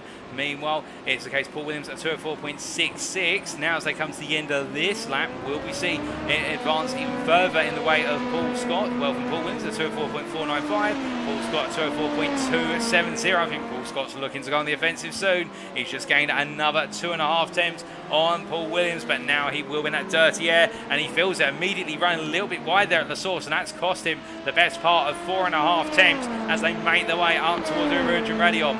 Now as they go charging up the hill this time, we look from them to our leaders here, and you can see that Paul Walton has been closed up, and as they make the way out of Lake Om and down towards what is Rivage corner, Walton now under pressure as we ride on board here with the P2 driver of Stephan Wessels from Racing Team Astra Blue. Now as he charges through into his corner, you can see Walton just drifting a little bit wide of apex, coming down through X. Meanwhile, Wessels decided to really take a huge chunk out of the apex curve, and I think it's this difference in driving styles which may be an indicator of the relative tyre state of the drivers' cars. But I think Walton may be struggling a little bit with those rear tyres, whereas Wessels seems to be a little bit more composed at the moment. But do keep in mind, of course, Wessels is in the more strategic position at this point in terms of he can choose his pace to match the driver in front. He can fuel save, much more comfortably being in the draft, as they both make their way round Davide Barbo there through Stablo 1. And as they come right on through it, completely flat out, would you believe it? They make their way down the back straight. You can see that gap now at 1 second, but it inches ever closer with Wessels being in the tow as they head up towards Blanchimont. They've got a bit of traffic in front of them. That is Lucas Romano, who they catch into Blanchimont, and Walton's going to have to back out here quite significantly as they made their way down towards the braking zone of the bus stop. It's against Lucas Romano, simply tucks in between the two, and Wessels there being very patient with Lucas Romano as they make their way into left hand. Of course, use it as an opportunity to do some lift and coast fuel saving as they exit. Lucas Romano moves out of the way. Wessels says thank you very much, and now they make their way on to another lap. They go on towards their 29th lap. Plenty more laps to go as we nearly reach the end of the opening hour, but Wessels really trying to keep on their heels of Paul Walton here. And well, we were asking the question, would we see the two come together? Would we see the two battling over the distance today? The answer is definitely yes, and right now whilst Paul Walton is leading, it's the case he's not leading and keeping Wessels behind him of choice. Wessels is choosing to stay there and is pushing hard to hunt him down as they make the way down the Kemmel Straight, and as they make the way down towards Lake Om once again, we can see it's the case that Wessels once more lifting off, considerably lifted off, coasting there from about 275 metres to the corner and trying to go for A, the 2-stop, and also B, trying to shorten that second pit stop when the fuel has to go in the car as well as the tyres. But as he makes his way on down in towards Rivage, they have the Italian Lorenzo Gualtieri here, and this is traffic they do not want, because by catching up to the back of Gualtieri, it means that now they have to concertina together, and this is the worst possible scenario for Walton, because of the fact that Gualtieri has literally stripped all the run that he could have down into one corner, but Wessels stays right there with him as they make the way through the double left to 10 and 11. They come on down, and as they make the way in towards the Vanges chicane, it is a situation whereby Walton now will be looking in his rearview mirror and thinking to himself, right, do I let him come on through or do I simply hold the lead position? Because being the leader here is not always a good thing when you've got to worry about fuel management, as you are really helping the guy behind you be able to do the fuel management. And as they make the way through Stablo 2 with an hour complete, and it's the case, an hour and a minute has passed, they head down the back straight, and we say hello to Tristan Dinabrega in the YouTube chat. I hope you're doing well, Tristan. And as they make the way in towards Blanchimont, we see Stephan Wessels there in the YouTube chat clarifying that the race was fuel management from lap 1, only way to make a 2-stop. Well, we've definitely been seeing that from plenty of our LMP2 drivers, and well, Walton right now definitely on the ball with regards to needing to find a way to fuel safe but keep Wessels behind him. And as they make the way around and down towards the source, they go on to another lap here. And speaking of close battles, we can see the battle for P3 in the LMP2 AM class also intensifying, with Paul Scott looking for the move versus Paul Williams, and Paul Williams going defensive here, so Williams deciding he wants track position versus the Next Gen Racing driver as they make their way out of the bus stop chicane and on to another lap. And well, the challenge to this will be, of course, that Paul Williams, who's done a lot of fuel saving, to be fair, since the outset of this race, can he find a way to fuel save and keep Paul Scott behind, given the fact that Paul Scott may be doing some fuel saving, alternatively he may be going all in. As they come on through up towards Eau Rouge and Raidillon, it looks like Williams has had the better run out of the opening corner and will stay ahead for the time being.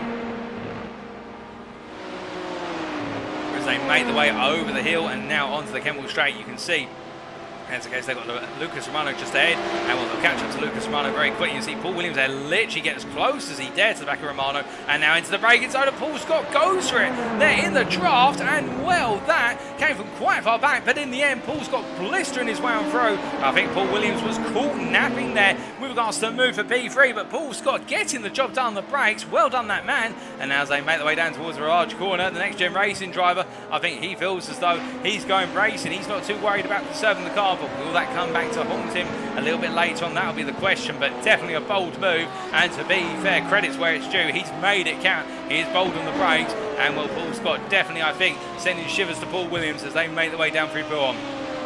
But as they roll them through, I can also tell you it is the case in the GT3 AM class. We've got Mark Arrowsmith here, who, remember the fact he did take the new tyres at his first pit stop. He has caught up to the back of Mark Sykes, who's in P2, who only took fuel in the opening pit stop, and this is where Arrowsmith will want to be. He'll want to be right on the back of Mark Sykes and pass him as soon as possible as they make their way towards the Rivage corner, because once he does, he effectively nullifies any strategy that Mark Sykes could have over him by having track position advantage and technically pit time advantage. And as they make the way out of Vic's corner here, well, Arrowsmith just pressing on as they head down towards Bouillon corner, and as they do, Mark Sykes, what can he do? I don't think he's got any options here other than try to keep Arrowsmith behind him, but if he does, of course, that means he only destroys his race time even more, because Arrowsmith will naturally have a pit stop which is at least 30 seconds shorter, and that's the horrible situation for Mark Sykes now. And I think if I was in his shoes, what I'd be thinking about more is the fact that I've got Tristan Dinabrega here, who's running in P4 as the camera pans to the full place driver, who is on a recovery drive.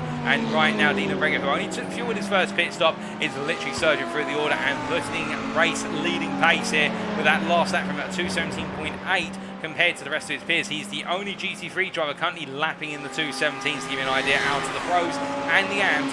He is absolutely flying the Racing Team Astra Blue, and of course he's on a mission to recover this race to P2 as a minimum as he makes his way through the left-hander of what is Blanchimont, and as he heads down towards the braking zone here for what is the bus stop chicane, he is getting ever closer.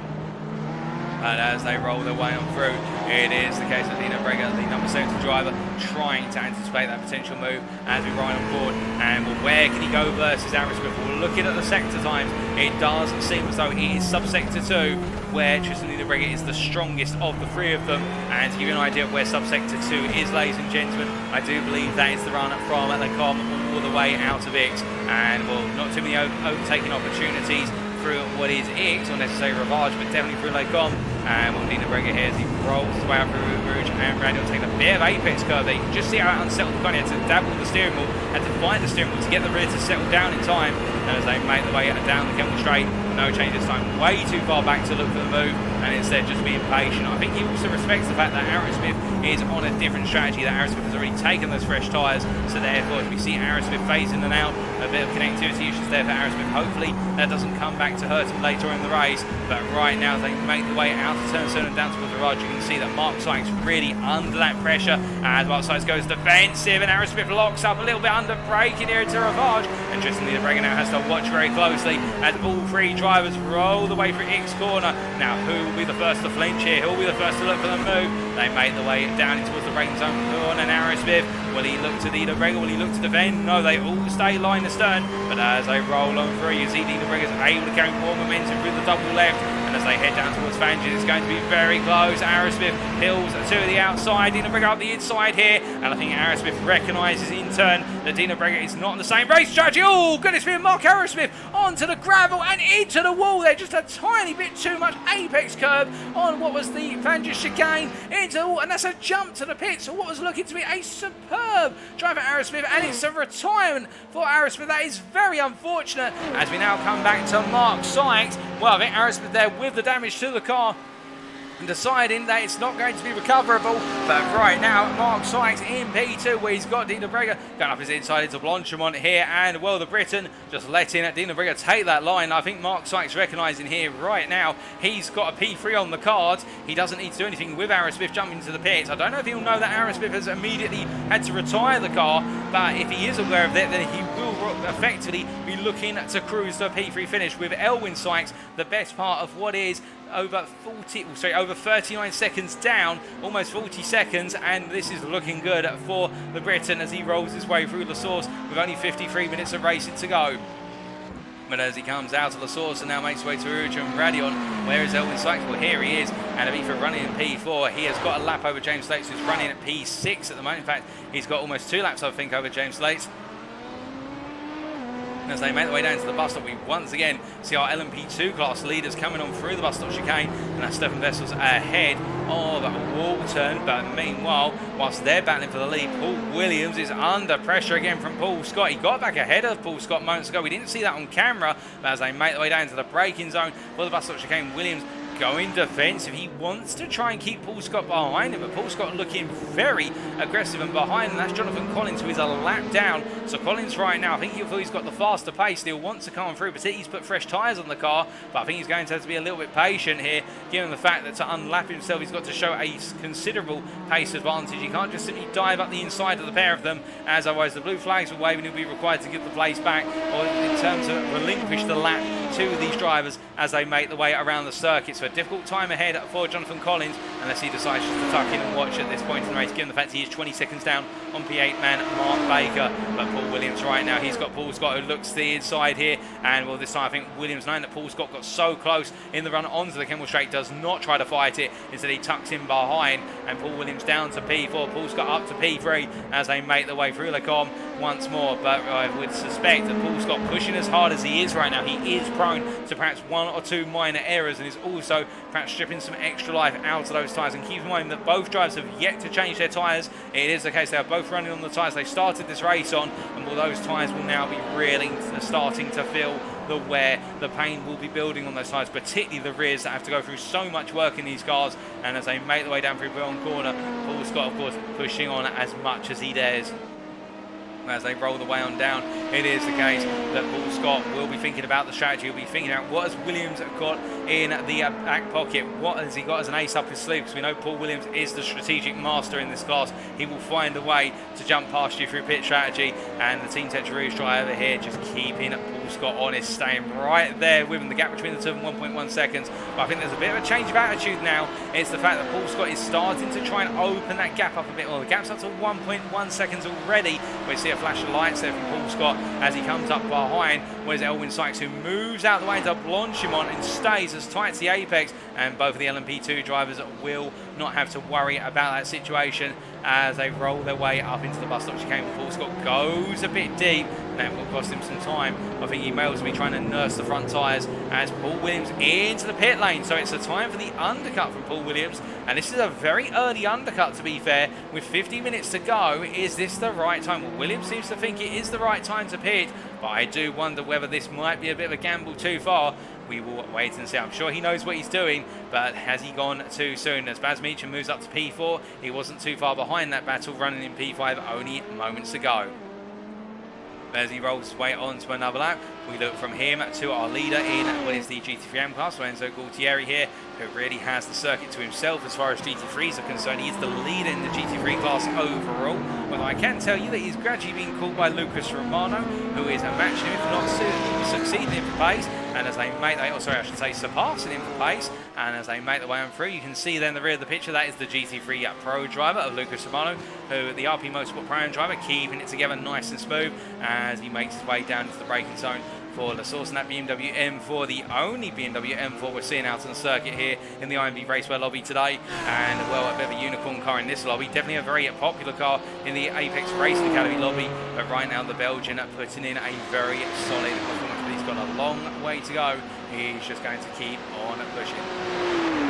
But as he makes his way through Rouge and Raidillon and now down to the Kimmel Straight, we will have to wait and see where he's able to close up to the GT3 AM leader and find his way past. And as he goes charging down into the braking zone here for what is Les Combes, it is looking as though it is firmly in control. But as he makes his way on through, we're not hearing anything in terms of reports from our stewards, so this race is now settling more into the strategy rather than on the on-track overtakes. Although I say that, well, it is the case that Wessels has managed to break that gap to pull Walton open to 2.8 seconds, and in fact, as they roll their way on through, I do believe there's been a little bit of a change of position between these two, unless I am very much mistaken. Indeed, Wessels now in the lead position. I think they have swapped places on the circuit. We didn't catch that on camera, to be fair, but they haven't swapped places since they came out of the pit. And right now, Wessels trying to run with the proceedings, and Paul Walton falling behind him. And well, it'd be a strategic call as they both get to take their second stop. As they make their way under, breaking it into the column, we can see Wessels there, Walton is following behind. And well, the RD Simsport driver now will want to try and hook his way onto the back of Wessels' car. But we did see earlier that it was the case that Walton did seem to be struggling a little bit with tyre wear as we got to around the 55 minutes to an hour mark. And perhaps that has just led to the swap between the two of them. Whereas Paul Walton makes his way through X corner, we're not seeing anything externally that would indicate that he's struggling with the tyres. Let's just ride on board and see if we can spot anything with regards to his reactions on the steering wheel. Coming down to Thorn here, looking very smooth at the moment. The car looking as though it's very hooked up, but it will be in the direction changes where we'll see it most. Coming into the Fender chicane, also the bus stop chicane at the end of the lap, as he rolls down the gearbox to second gear from right to left. Will we see the car come unsettled at all? No, looking very secure indeed. Heads into Stablo 1 and 2. He's got a bit of traffic ahead of him. That is Spa-Francorchamps as he makes his way, tucks in behind the Dutchman, and as they roll their way through the oh goodness me, and I think they're Walton jumping a little bit too soon. I don't think Spa-Francorchamps knew where to put the car, whether to put it on the inside or the outside and put it in the middle, so that's going to cost Walton a little bit. And also I think Walton's heart might be in his mouth there with regards to the adrenaline, and as they roll their way through Blanchimont, you can see Walton taking a bit of apex go. I definitely think he won't be feeling the pinch as he lifts off massively there into the bus stop chicane. I think Walton's having to do a lot of fuel saving in order to turn this into a two-stop race, and therefore that is why he's now behind Wessels by 3.6 seconds. And well, Stephan Wessels meanwhile pushing on, and that last lap again, 9/10 gain by Wessels. It is the case the South African driver really starting to try and control this race before the second pit stop. Of course, when the second pit stop occurs, anything can happen, given the fact that after that it will be racing to the end. And will they both be able to race, or will they still have to manage the car? And that will be the question, of course. Whoever has to do less car management on that final stint, they'll both have fresh tyres on, they'll both have full fuel tanks. It will be going at racing all the way through, and that's what we can't wait to see. But right now, Wessels with a 3.6 second advantage seems to be leading and controlling this second stint of the race as he makes his way through Les Combes once again.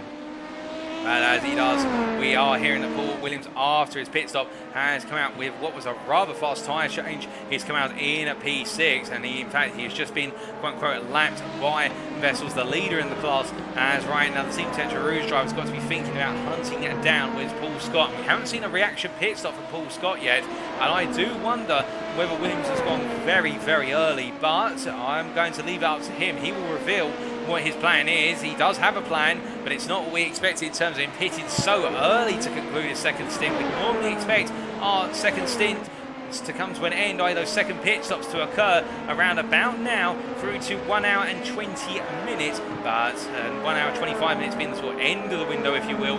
But as Paul Williams comes through Stavlo 1 and Stavlo 2, he's definitely putting the laps in, and well, we'll see what the lap is when he comes around to the finish line this time around as he heads down the back straight. As he comes running on through here, it is the case that Williams, well, he's racing with Paul Scott. Does he have to worry about, say, Blanchimont, for example? I'm hearing that Blanchimont's had a little bit of a moment on the circuit, which has dropped him further behind the battle for P3. So I think it is really between Williams and Scott to come home on the final step of the podium. And as Paul Williams rolls his way here through what is the bus stop chicane, he comes to that timeline. And what was the lap for the Team Tetra Rouge driver this time around? It was a 2:04.96. Well, Paul Scott put in a 2:04.34 and now making his way towards the pits. And it's amazing to think that he's just coming out to the bus stop chicane, and Williams has only cleared it moments ago. But that is how long a pit stop is here, and that pit lane, of course. And as the Next Gen Racing driver goes on to another lap, it is the case of 2:04.42 versus Williams' 2:04.96. So Paul Scott half a second faster. I think Paul Scott's getting ready for a pit stop here, and he is pushing it to the end. I think Williams may have gone for a major undercut, and he may have to do some fuel saving, which could come back to haunt him in the very late stages of this race. But we will wait and find out. But as he makes his way up the hill here, we do a look from him to what is Mark Sykes, who's just crossed the timeline at 221.7, and well, Elwin Sykes 37.5 seconds behind right now, and it really has spread out this field, it should be said. I know we said that previously, but just to remind you, we are expecting the strategies to essentially coalesce together towards the end of this race, and we'll see where the battles really lie in the remaining 35 to 30 minutes once all the final pit stops have been completed. But meanwhile, speaking of something that's incomplete, well, I'm hearing that Richard Stanton's had a bit of a moment down at the source, but he's put it back together, and now he's running P7 in the LMP AM class. And after what's been a difficult start to his race, it is the case that right now really chasing after Paul Williams, who is 52.5 seconds up the road. I think Stanton looking to try and bring things home, P7 as a minimum, but going after Sam Holman potentially, keeping in mind, of course, that Richard Stanton's already made 2 stops, and whether he has to make a third or not will be down to his discretion. I think he may have to make a third stop, but we will wait and see. It's been a difficult day for Richard Stanton, not a day which has worked out his way, but still plenty more rounds to go, and he'll have that in his mind as he rolls his way through the X corner. Very surely that is. It was curving through Ravage just then, as he makes his way through the left-hander. We do look all the way back up to our leaders in the LMP2 AM class, and Wessels holding that gap. Oh, goodness me, Paul Williams there with a little bit of oversteer on the exit of the bus stop chicane. And well, we said about the fact that he was right up against it, and the Team Tetra Rouge driver there with an uncharacteristic mistake that will cost him a couple of seconds. He looks to the inside there of Paul Walton, and well, that goes to show you, interestingly enough, that Paul Williams has got some pace in the car as Walton makes his way on through, but at the same time I think Williams is in a bit of a no man's land here with regards to where he deploys that pace or has to manage it, and well, that little mistake is not going to help him in his campaign to finish P3 versus what is Paul Scott. And I agree with you there, Tristan Lieberberger in the YouTube chat. The fight between Walton and Wessels is epic. It is indeed, as right now Walton a further 4.2 seconds back on Wessels and still trying to close him down with the pit stops looming very imminently. But meanwhile, into the pits, we're seeing out of our commentary box window is Blanchimont, and well, you can see him here making his way into the pit lane, and as he does coming through, it is the case that Meacham with this pit stop, it will be his final stop, and he will have to take on his full set of tyres here, given the fact he only put fuel in the car for his first stop. And where will that drop him to, I hear you ask? Well, where is Sam Holman? Here is Sam Holman, who's yet to make his second stop as well. So it is the case he'll be dropped to at least P5. if not P6 versus Paul Williams, in fact. But we do expect that as Meacham, once he's made the pit stops and Sam Holman's made his final stop, we suspect that Meacham is going to be battling for P5 and Holman will come out in P6 and will be trying to chase him down in the remainder of the race. But as the Briton here rolls his way up through Rouge and Raidillon, it is the case that right now the Hollerton Racing driver won't be thinking about that. He'll be thinking about just keeping it consistent, maintaining this strategy and maintaining those laps after what's a difficult start to this race and pushing on to the end. Well, we'll wait and see how it plays out. He wanted a top 5 finish, of course, given the fact that he is right now battling to be the best of the rest in the LMP2 AM class in that P3 position behind Wessels and Walton in the championship standings. But right now he is going to be closed up quite considerably by Paul Scott and Paul Williams, if our prediction is correct in terms of how the strategies will play out and the fact that Holman is looking around P5, P6, whereas Williams and Scott are looking for P3, P4 finishes respectively, or battling for P3 we should really say, as they make their way on around. And we've still got pit stops to go. Baz Meacham currently stationary in the pits. He's being serviced. A lot of work going in. And Paul Scott into the pits from what is P3 in the LMP2 AM class. Now this is the big moment in the fact that he went around the right time. He went dead on the mark, in fact, the 80-minute mark, which we would expect for the second stop. And well, where is Paul Williams? Well, Williams right now is just making his way onto another lap. He's just going onto the Kemmel Straight, so it is a long amount of time. But do keep in mind that Paul Williams had a much shorter stop, only a 50-second stop, versus what was other stops by comparison with the times being put on of just over a minute. So Paul Scott, we're expecting a pit stop that is going to last in terms of his stationary time of at least a minute, unless he's found a way to have a very short stop. And as we see it, Paul Williams making his way down into the braking zone here for X. He's not going into Rivage, my apologies, not X is the next corner. It is the case that Williams here has got some traffic ahead of him. It's GT3 class traffic and he needs to get past this since it's costing him time. And we can also tell you that Lucas Romano has passed Lorenzo Gualtieri for the overall lead of the GT3 class, the Pro getting ahead of the AM. And I don't think Gualtieri is going to worry about that because it's not worth any extra points if the AM finishes ahead of the Pro. It's just a little bit of pride on the line as he makes his way down into the braking zone here for what is the Avengers chicane, and Williams is definitely losing a lot of time being stuck behind Romano. To be fair, Williams is being very kind to Romano in terms of being patient as they make their way into Stavlo 1, but I think this patience and also this kindness is going to hurt him in the long run as they make the way out of Stavlo 2. He'll now be able to pass, but that has cost him the best part, I would say, of at least 5 to 6 seconds in lap time as they make the way up towards Blanchimont. But to be fair, better be safe than sorry, because at the end of the day, if he was to have to contact with Lucas Romano, the two drivers would be out of the race, and for him personally, for Paul Williams personally, he'd be out of the hunt, and also on top of that, he might be facing the stewards, and he wouldn't want that. As into the pits as well comes Stephan Wessels from the lead of the race, and that promotes Paul Walton back into the lead. We'll talk more about that shortly, but right now Williams making his way across the timeline. What about Paul Scott? He's just leaving his pit box, and he's had a 54-second stop compared to what is Paul Williams' 50-second stop, so a 4-second delta. But as Paul Scott makes his way up the hill, where is Paul Williams? Well, Paul Williams is nowhere to be seen, and that, I think, explains it all, because as Paul Scott makes his way onto the Kemmel Straight here, Paul Williams is only just about to reach Eau Rouge, if not Raidillon, and as they make their way up the hill, here's the case that Team Tetra Rouge driver has lost out massively in the second round of pit stops.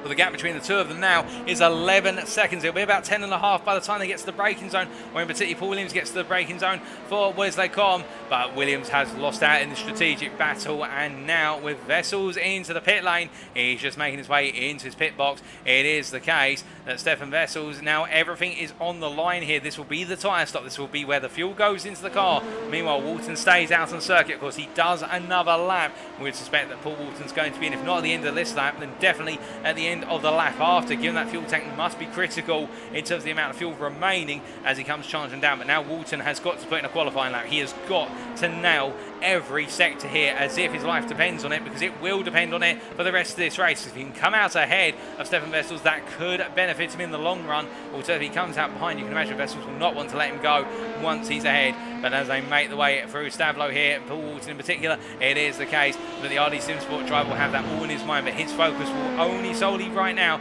be on putting in the best possible lap he can as he gradually closes up to the back of Paul Scott, who's running P4 in the class just in front. As he rolls his way on through, Sam Holman into the pit lane as well. He's taking his second stop in short order. And as they come running down to the braking zone here, Wessels leaving the pits. and it was a 56-second stop for the Racing Team Astra Blue driver for the tyre change and putting some fuel in the car. And does Walton coming in? Walton does come on in, so now it's all to play for. Will Wessels be able to get the car switched back on in time in terms of getting those tyres up to temperature and getting the brakes nicely warmed up again, or will Walton, by going one lap extra, have a comfort barrier? We will see. But Walton right now has got the painstakingly long drive down the pit lane to his pit box. It's a long drive, it feels like forever, and I can assure you it's not quite forever, but it is close to it. And well, Wessels already heading through Les Combes. He's got the whole lap to do. We will wait and see how they come out respective to one another in about 30 to 40 seconds time. But Wessels right now be giving it his all. He knows he's got to nail this out lap and deliver a qualifying lap. As we see that the rear snapping loose, coming out of Rouge corner into X and flying out there. That shows you how hard he's pushing on tyres that are definitely not at temperature. They've come out of the tyre blankets, but they have not got that overall core temperature. And as he makes his way through Pouan, we've got a car spun there at Pouan, and that is Davide Favo, but he's off circuit. That won't impede Wessels there, although Wessels may have lifted out of caution. And as he makes his way into the Vantage chicane now, we ride on board here for the rest of the lap with the South African driver. He rolls on through, and as he does this, a little bit of understeer cost him a bit of momentum coming out of the chicane, but that won't cost him more than a couple of attempts as he now makes way out Stavlo 1, almost there onto the gravel, but just using the full width of the circuit, rolls through Stavlo 2, and now heads down the back straight. Charging up through the gearbox here, Sam Holman leaves the pit lane in P5, and we stay with Wessels here running P2. Walton still in the pit, still being serviced right now, and as Wessels rolls his way through Blanchimont, heading up towards the bus stop chicane. Ahead of him, that is James Slates, but he's not going to catch James Slates or Elwyn Sykes. That would be Mark Sykes for that matter, until most likely the run through Rouge and Raidillon. This is going to be incredibly close as Wessels makes about the bus stop chicane to the end of his current lap, and now heads on to what is lap number 41, and as he does, into La Source he goes here into turn 1, and as he rolls the car through, Walton is leaving his pit box here, and he's going to the limiter line very shortly. Where is Wessels? That is the question. Well, he's just made his way through the kink before Rouge and Raidillon, and here's Paul Walton in the rear of your picture. That is Wessels, and we can see that Paul Walton has come out ahead once again. He's done it much like with the first stop, but there is Stephan Wessels. It's the case, it's not going to be as big a gap as it was after the first pit stop. The gap is only really 1 second by the time they get to the braking zone for Les Combes, and we've got a race on our hands, ladies and gentlemen, with the fact they both have practically identical pit times. It is the case that Wessels has come out behind Walton, but the gap between the two of them is only 9/10 of a second, so Wessels has lost out, but he hasn't lost out by much, and now it's a race to the finish, and they will both have fresh tyres on, they will both have full fuel tanks.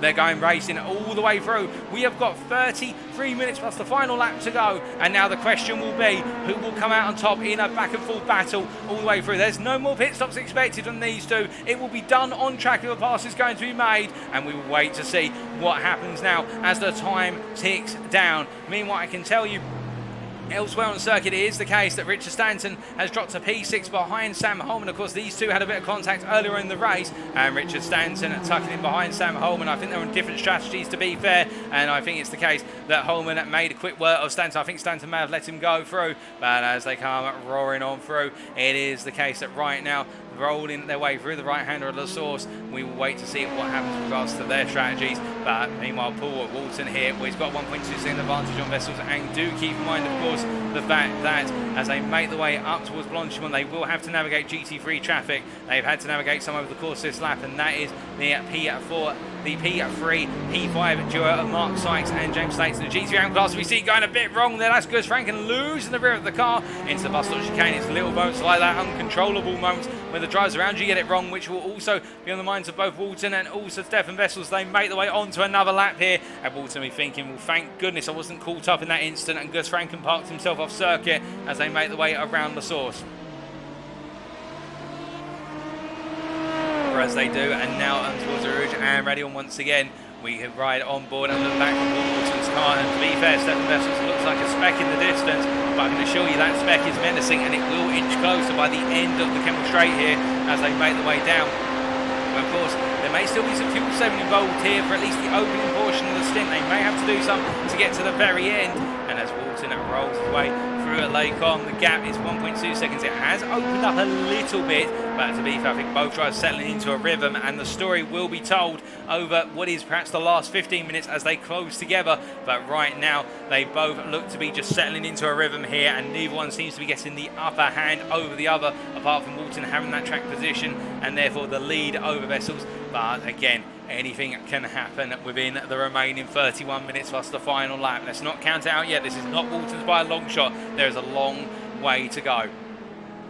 But as they head down through Pullen Corner and in towards the Fantasy Chicane, we do have to cut back very briefly to some of our other drivers, of course, ladies and gentlemen, because whilst we've got a battle here, we must keep in mind, of course, that 20 drivers did line up on the grid today, and we do look back to Paul Scott running in P3 in the LMP2 AM class, and well, since that second round of pit stops, he's now got a 13.5 second advantage over Paul Williams, and I think that is all said and done in terms of that battle for P3, unless Paul Scott drops off towards the end or has a mistake. And he's 21 seconds down on Wessels and Walton. He will try and push after the top two, there's no doubt about that, but I think it's going to need a considerable amount of battling from Wessels and Walton, at least from now to the very end, for Scott to even be considered in that battle for the win. I think Paul Scott will happily take that final step of the podium, and here is Williams, to give you an idea, just making his way out of the Fantasy Chicane and now in towards what is Stavlo 1 and then Stavlo 2. But as he rolls them through the corner, we do look from P4 in the LMP2 class into the P4 in the GT3 AM class, and that is Elvin Sykes here, who is a lap down on Mark Sykes.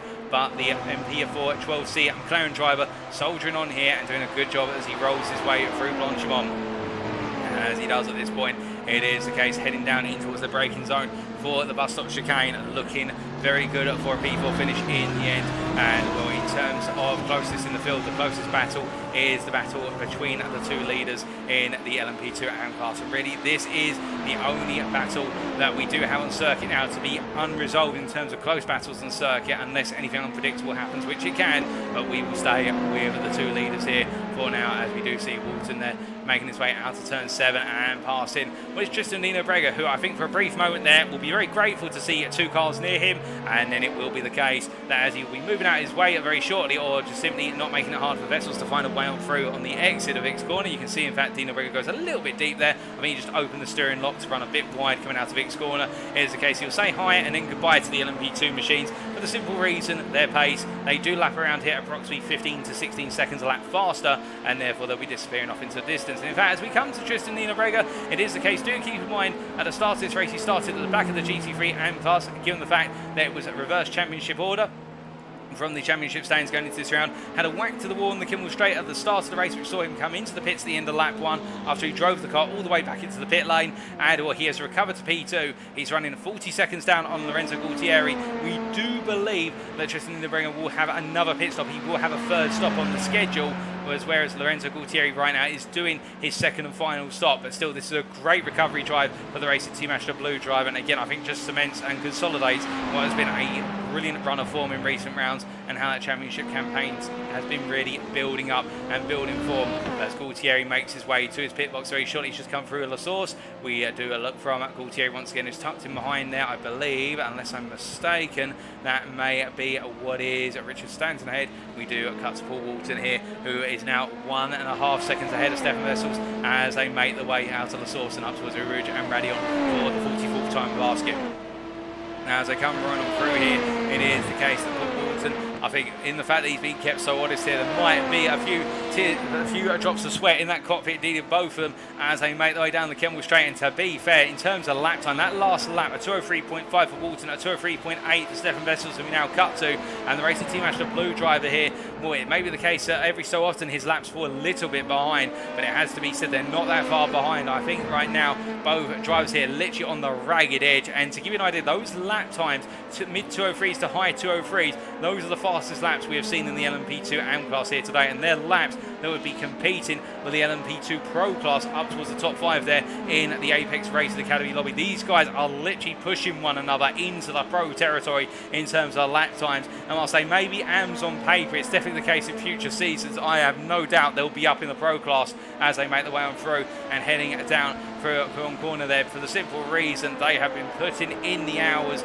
week on week, and it shows. And I'm not discrediting, to be fair, the rest of the LMP2 AM drivers. They've also been putting in the hours, and it has been demonstrated in the fact that Paul Scott has really risen in terms of form of lap time. Paul Williams has really shown that strategic nuance, and Sam Holman, Mr. Consistent, as we like to refer to him, although consistency has dropped a little bit in the last couple of rounds, but everybody's pushing. But these two, and this is what a championship fight can all come down to, it's the fact the two main protagonists in the championship fight will push one another to drive even faster than before. And we've seen it time and time again. again, if you want a brilliant example of a situation whereby two drivers literally push one another to the absolute limit and try to avoid contact on circuit where possible, you remember back to the seasons where it was Mercedes dominance in Formula 1, and particularly the battles between Nico Rosberg and what was Lewis Hamilton, whereby when Nico Rosberg finally took a F1 championship and retired immediately after, he said he was made to go to a place he never wanted to go in terms of having to perfect his craft and deliver pace and deliver race in, race out to be able to beat Lewis Hamilton, who could be considered, according to some, as the greatest of a generation, if not all time, although that's open to debate, and indeed, calling anybody the greatest of all time, I think it's always open to debate, but right now I can tell you that we're looking at one of the greatest battles of all time in the Next Gen Racing Series, as right now Wessels chasing down Walton, the gap now down to 0.8 of a second by the time they came onto the Kemmel Straight, down to 6.5 on the breaking into Les Combes, and as they roll their way through Les Combes this time, I think now Wessels is starting to apply the clamp. He is starting to close on into Walton. What can Walton do to fight back? What can he do to re-extend that advantage? Or is it the case now he has to get ready to go on the defensive?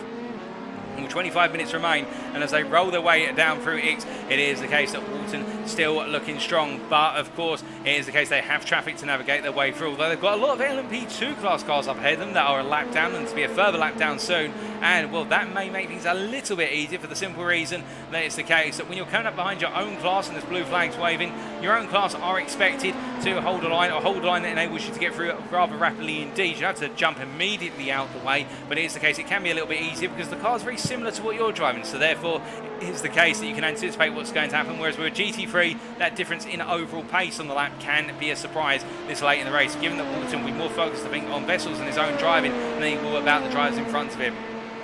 As they roll their way on through, we are keeping an eye on the battle for the GT3 AM lead as Tristan Lindenberger has come into the pit lane for his third and final stop, and that has released Lorenzo Gualtieri back into the lead of the class, but we are keeping our eyes on it because given that Tristan Lindenberger has gone into the pits, his car will now be in its prime for the final stage of this race, and I believe he is having some tyre changes made. He's had a stop that's lasted 44 seconds, so it may be the case there's been 2 tyres changed earlier on. He's changed another 2 now, and I suspect he will be trying to put in some very fast laps indeed to close down at Lorenzo Gualtieri come the checkered flag with a gap of 24.2 seconds as we see on the time board there, and well, can he close it down over 24 minutes? Well, only time will tell. But as time presses on here, the iRacing Sport driver Paul Walton still holding that advantage. We see Wessels there in a little bit of a clumsy run there initially through Eau Rouge and Raidillon, but he gets it back together, but not able to gain as much as he perhaps would like as they make their way down the Kemmel Straight. It looks clumsy in terms of the fact of how much he mounted the curbing of Raidillon, but I can tell you, still carrying the absolute momentum. He didn't really lose out. I can tell you, losing out there, the fact that Paul Walton really close up to the back of Gus Franken through turn number 6, that's cost him very dearly. And as they make their way down into Rivage Corner, well, Walton now has Wessels only half a second behind, and this is where the traffic hurts so much, in the fact you get caught up behind the driver for a corner apex, and that means you lose all the pace for an entire corner. You lose the run to the next corner as well. That's the thing that has to be factored in. You don't just lose the run of one corner, you lose all the momentum leading up to the subsequent corners, and particularly if it's a corner like Pouillon, for example, which fortunately wasn't there, it was just a run from Les Combes down towards Rivage, that only hurts you more in the long haul, as Walton re-extends that advantage to 0.8 of a second. But it is the case that Wessels is keeping him very honest as they make their way through the Fangers chicane there, and Tristan Lindenberger literally staying on that inside line, and will Wessels get stuck in behind his teammate in a different class. But to be fair, Lindenberger there staying on the outside line and giving a little bit of a lift and coast there coming into Stablo 2, respecting Wessels going on through. And I must admit, it needs to be commended the fact that the GT3 drivers here, they do know, and I think they are more than aware, they have got the LMP2 AM battle coming through after every few laps, and they're doing everything they can to try and stay clear of it, whether it be Gus Franken at the Con moments ago, or to Tristan Lindenberger there at Stablo 1 into Stablo 2. They're not trying to interfere, and Walton and Wessels are really having to navigate this one in terms of cut their way through, and also Walton trying to break away. Wessels try and close the gap. The gap has reopened up to 1.4 seconds with their trials and tribulations. You could see there Baz Meacham weaving onto the outside line with the fact that Walton is too far away, and Baz Meacham in P6, he lifts off immediately on the XL of source. He doesn't want to be a part of this, so you can understand why, because if he was, and if he interfered in this battle, it would be the case he'd have nothing but curse words heading his way as he makes his way up towards Eau Rouge and he's focusing on P6 I think for the remainder of the race. And as he makes his way up to speed, we look at Stephan Wessels here, 1.1 seconds and closing at 2. Walters actually had a pretty bad run. I think he's got a slowdown, in fact, through the Eau Rouge Raidillon complex, and Wessels is into the lead of the class now with just over 20 minutes to go. Now the shoe is on the other foot. Wessels is now the mouse, and Walton will be the cat. And will Walton be able to give the pursuit and get the job done, given the fact that he's not really been in this situation where he's had to try and go for the move on Wessels for some time, and now it's all going to come down to this final stint. There's not long remaining, and there will be no more pit stops. As he rolls his way on through, we are hearing that Sean Scooter has had to jump to the pits, and he's currently in the process of leaving the pit lane, and he's lost out in the battle for P2 in the GT3 Pro class versus Gus Franken. He's dropped to P3 now, a lap down on Gus Franken, but as they make their way on through, it is the case that I think our GT3 Pro drivers will all be relinquishing the opportunity to finish on a podium. In fact, there's only 3 drivers here, so it will just be a podium finishers today, as we're hearing that Davide Favo is into the pit, and we have had a couple of retirements in this race. We did have Chris Keenan retire around what was about 45 minutes into the race. Mark Arrowsmith more recently retired, around the hour mark, with that whack into the wall coming out of the Fantasy chicane when the car got too heavily hooked up on the turn 12 apex and speared into the tyre barrier, and they were not able to get that car repaired. Those are the 2 main retirements we've had, but we have got Davide Favo in the pits at the moment. It's a very long pit stop for Davide Favo. We'll wait to see if he does come back on out. Walton here closing up to the back of Wessels. We ride on board and we focus on the battle at hand here, as now Walton has to try and find a way through. As he continues to give that pursuit on to another lap here, they go on to what for them. It's now lap number 48 into the braking zone for La Source, and Walton will want to set the move up for the run down towards Lake Om on the Kemmel Straight. A little bit of oversteer there on corner X. You can see him to snap at the steering wheel to get the car to point straight. Now making his way out towards the Eau Rouge Raidillon, and as they do, heading up the hill here is the right-hander Tristan Niederbreger. It's the fastest lap of any GT3, and Walton's going to be very close. He's got the momentum, he's got the toe, and as they head onto the Kemmel Straight, it's side by side. It's going to be Wessels on the inside on the left of your picture, Walton on the right on the outside, and as they make their way to the braking zone, Walton cuts across here, and into the braking zone they go, and Walton coming across very early there as soon as he cleared Wessels, trying to say to him, that's my place, you're not having it. And as they make their way through Lecon, Walton's back into the lead. And I think that's may have been a surprise a little bit there. Walton almost chopping his nose off, in fact. But in the end, measuring that one, you can imagine if he got it wrong, where it'd be the case that Walton would not have been happy, and Wessels would not be happy with that. But that was a demonstration of knowing exactly the width of your car, knowing exactly how much speed you've got. And Walton there closing off any chance of Wessels coming back into the braking zone for Lecom. And Wessels now has to try and respond. Well, I think he'll be thinking to himself, right, well, you've been able to do that. Now I'm going to see what I can do, as they make the way out of Bilton and down towards where's the Fantas chicane, and into the braking zone they go. 4 turns at 12 and 13. They roll on through, and well, Wessels at this point very calm, very patient, to be fair. Walton, not saying he's hot-headed by any means, but Walton quite explosive in terms of the dynamics of his racecraft, in terms of how he does the overtakes. Wessels, meanwhile, quite the thing here. You can imagine in a way, we're almost looking at a sort of what would be an Ayrton Senna versus Alain Prost, where Wessels a much more strategic driver, thinking about where to go for the pass. Meanwhile, it is the case that Walton really looking to get that pass done at the right time, getting it done in emphatic fashion, and now will Wessels come back him down into the bus stop chicane. You can see Walton initially defending, but Wessels backing off there. I think Wessels is thinking about the fuel situation, still not looking to go for that move, and also the fact you pass here at the bus stop chicane, you're going to be repassed down to Lake Com. He was thinking more about that run down towards Lake Com. There's no doubt about that. The gap between the two of them only half a second. They make their way down into La Source, and as they do, it is the case that we look to the blimp camera here as they roll them through. And whilst it's a very distant camera, you can just see, whilst they may be specs in the distance at the moment, as they come charging on through and all the way down towards the Eau Rouge Raidillon complex here. And this gives you a sense of scale how uphill it is as they go into the tree line. And as we look down back to what is terra firma once again, Stephan Wessels right there. And now will he come back? Walton puts the car on the outside initially. He holds it slightly off centre, and as they make their way down to the braking zone, will Wessels look for the move? He does. He comes out at the last moment up the inside. He's back into the lead. But Walton, I think, anticipated that coming. Looks for a potential cutback as Wessels runs slightly deep through 5 into 6. But Wessels gets it hooked up in time. And now as they come out of turn 7, Wessels goes defensive. He puts the car in the centre. Walton tries to go around the outside at Ravage, but that outside line very tricky to hold all the way around the outside. He can't make it happen. Wessels holds the position. They roll down into X corner here as they roll through the left-hander. Wessels holding on for now, and as they make their way out of the corner down towards Pool, and they go, and I don't think Walton's going to look for it surely up the inside. He's too far back, and as they make their way through turns 10 and 11, Walton tucks back in. They make their way through the double left complex and ahead down towards the Fantasy chicane, in towards turns 12 and 13. We ride on board the gearbox here of Wessels. Walton trying to stay as close as possible. Remember, staying that close when you're approximately 2 to 4 tenths off the back of another LMP2 machine. The dirty air effect is absolutely brutal to the front tyres of your car, and right now Walton will be aware of that. He can't stay there for too long because he will overheat the tyres, and that's what we'll be worried about as they make their way through the right-hander of Stablo 2 and onto the back straight here, heading up towards Blanchimont and the bus stop chicane that follows.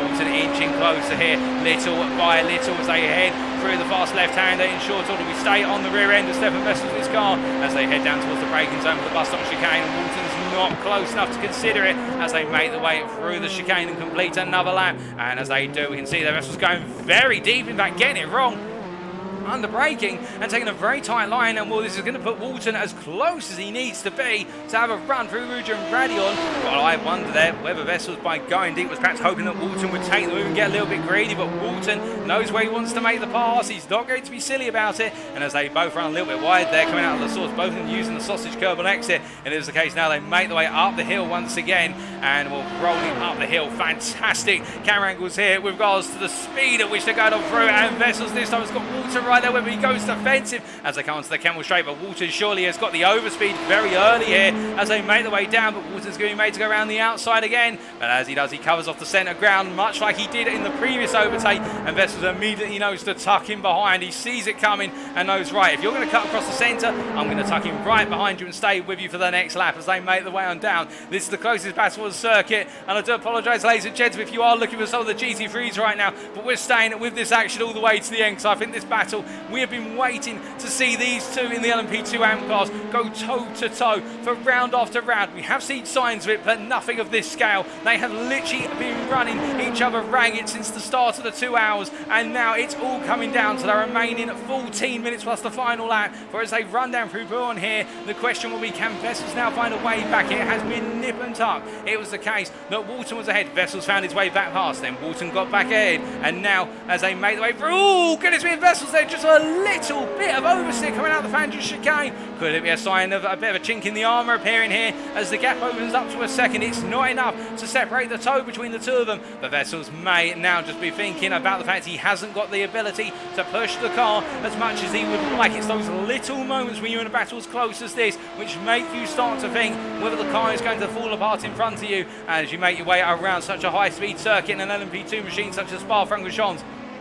Now, what I mean by that, simply put, is with Wessels having that little moment, and much like when he outbroke himself into the bus stop chicane on the previous lap, does he now start to worry about the status of the car? Does he think that the tyres aren't going to give him the grip? Does that mean he now has to start thinking, well, perhaps Walton's got me beat today? He won't want to think that. I can assure you the racer within him will be screaming. Racing Team Astra Blue, in terms of the team, will be on the radio saying, you've got this, push, keep him going, keep right behind him, and Wessels will love to do so, but you've got to imagine at some point, he and also Walton, to be fair, will both be thinking, has the car got what it takes to get to the end? The car itself is a beast you have to tame, and as they make their way down to the Kemmel straight this time, you can see he's not as close. Walton makes a little bit of a weave to the outside before moving it back to the inside. Then he'll be able to get away with that once or twice, but excessive weaving will be penalised by the stewards. He's done it once there, we'll have to wait to see if he uses that again, but the weave there breaking the toe, and as they make their way through Lecom, it is the case that Wessels there only able to get within 3.5 tenths before having to go into the Lecom corner.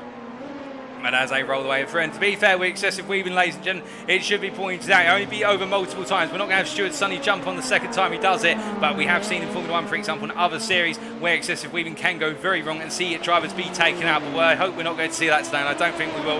I think they do. So don't worry. It's not as though this race will come down to a technical infringement or anything like that, or at least we hope not, as they make their way through and come down towards the Fantasy chicane. But now, with 12 minutes to go, they catch a bit more traffic here, and that's Lucas Romano, who they've caught, who is the lead in the GT3 Pro class. I think Romano at this point will be thinking to himself, just get past me, guys. I don't want to be in the way of this. In fact, you can see he tucks the inside there into Stablo 1, and well, Wessels decides to go around the outside here. He makes it a bit difficult for himself, but Romano, they're just trying to stay out of the way. He can't disappear out of existence, so he runs wide out of Stablo 2. I think thinking to himself, I think he's more in awe of the battle that's going on ahead of him rather than his own driving right now, with an advantage of 2 laps over Gus Franken. I don't think he's got anything to worry about, but it is the case that Paul Walton, with the fact he's able to pass Gus Franken, in the roll into Stavlo 1. He's now got a gap of 1 second, but as he comes down to the braking zone, and we hear that Paul Williams has had to take a third pit stop, which puts him behind Sam Holman and Paul Scott in the battle for P3 in the LMP2 AM class, which is a little bit of a surprise. We're expecting that Paul Williams would have been the one driver who would have made it to the end on a 2-stop compared to his peers. We'll keep our eyes open for any other additional pit stops that may be occurring, but right now Paul Walton and Stephan Wessels both pushing on. And as they do, of course, the instant points will rack up there for track limits. And now Paul Wilson's coming up behind Mark Sykes, P3 in the GT3 AM class. And, well, he goes past Mark Sykes there. Not having to worry too much. He will, of course, been worrying at the time. Would he have caught the GT3 driver at the worst possible time? Unfortunately for him, he hasn't. They made their way down the Kemmel Straight, and you can see once again here Wessels literally trying to follow in the wheel tracks of Walton to close up to use the draft, but as they roll their way through Lake On, that gap closed down to 4 tenths a second, but we're not seeing it close up any closer anymore, well, at least not at this time. Has Walton been able to break Wessels? That's the question. Where I don't think he's broken him just yet. I think Wessels is staying now. I think he's hanging in there, but it's literally on a thread right now. They're both pushing so much. They haven't got much else to give. And I can tell you right now, in terms of the pace they're delivering laps which are at least a second faster than the average lap being run in our class, the LMP2 AM class. But to be fair, Sam Holman running in P4 is lapping at a similar pace. These guys, he just put in a 204.3. So it's not as though the case elsewhere in the LMP2 AM class drivers aren't pushing, but these guys are right at the threshold of what they can do. And as they make the way through Vanges once again and into Stavlo, this time they have no more traffic. They don't have any traffic for some time. The next piece of traffic, arguably, up the road, and I don't want to itemise a driver, but it is the case we sometimes have to refer to him as traffic. It is Mark Baker running P8 in the LMP2 AM class, which may be a little bit easier for these guys to pass compared to GT3, so it's a long way before they catch up to another GT3. They'll have at least a lap, if not 2 laps, of unhindered racing, and we can see now that the traffic's disappearing away. In fact, it is the case that Wessels is starting to close up once again. I think that could be a sign as he goes a bit deep in the rear of the car once again, comes loose under braking into turn 18, and I think that could be what is the sign of the car starting to fall away from Wessels' edge. The rear tyres are not hooking up under braking and turning anymore. The gap has opened up to 1.4 seconds. He won't give in until the finish, but I think that is the difference right now between the two of them as they make their way on to another lap. They come charging up towards Eau Rouge and Raidillon, and I do apologise for those of you in the YouTube chat right now who can be seeing the bot that's talking about the best adult dating site in the world where there's naked fun in HD, but instead of that, focus on the racing here in HD. I can tell you it's more fun than what's on offer on an adult dating website. We don't need one of those because right now they're going toe to toe, and the only intimacy we need here is side-by-side battling between two LMP2 class drivers as they make their way through at Lake On and head down towards Ravage. Still 8.5 minutes on the clock. Still Stephan Wessels is coming back and he's closing that gap down, and to be fair, in the opening subsector he just ripped out 2 tenths. He is not giving this up. He is staying with Walton to the very end here. If he's going to finish second, it won't be because he gave up. It will be because he threw everything out there on the table and then some, the whole kitchen sink with it. And as they make their way down through Bourne Corner, it is the case, 8.5 tenths. And we can see, I think Walton is doing everything he can in order to be able to just simply manage the car now. I think he's not trying to over push. He's at 99%. I don't think he wants to go to that 400% for the simple reason that car is most likely on threads, much like Wessels behind him. But the difference is when you're the leader, you have that control. You're the one who sets the pace, which the driver behind's got to be, and Walton will know that so well as he makes his way out of Stavlo 2 and heads down towards Blanchimont on the bus stop.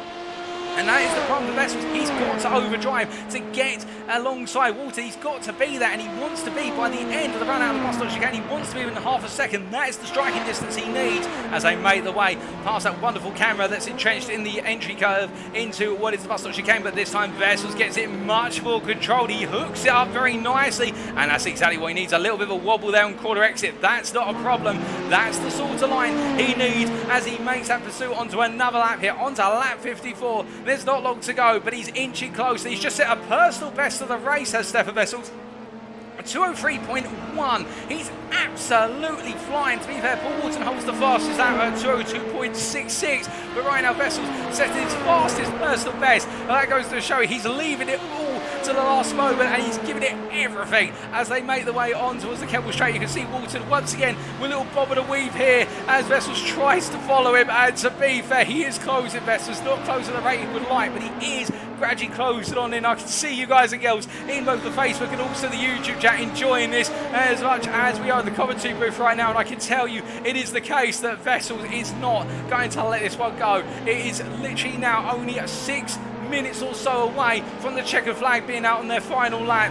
You can imagine that if it's going to stay like this to the end, it could go either way. And now they catch the board GT3 traffic. That's James Slate's head P5 in the GT3 AM class. And as they make their way down here, James Slate simply stays on his racing line here, as he's expected to do through Port Quarter. You don't want to be anywhere other than your racing line. Get out tricky, and this will open up a bit of a gap between the two drivers. They then come up behind Spa-Francorchamps running P2 in the GT3 Pro class, and the RP Motorsport senior driver, I think, will look at his rear view mirror, and there might be a few expletives with regards to the fact he's got the LP2s going through, but as they do, you can see here how having to navigate their way past James Slates. The traffic has fallen unfavourably to Stephan Wessels, though Gus-Franken there doing very well to tuck the car in on the exit of Stablo 1 when he didn't need to. He could have just simply rolled the car through the corner and expected Wessels to wait until the exit of Stablo 2, but to be fair, the Dutchman does want to get in the way of the battle, and you can understand why, because every corner and every second counts. But that difficulty in getting through Port Quarter for Stephan Wessels has opened up the gap to 1.3 seconds, but again, that's not to blame James Slates. He did exactly what he's expected to. That's what multi-class racing does. In some cases the traffic falls favourably for you,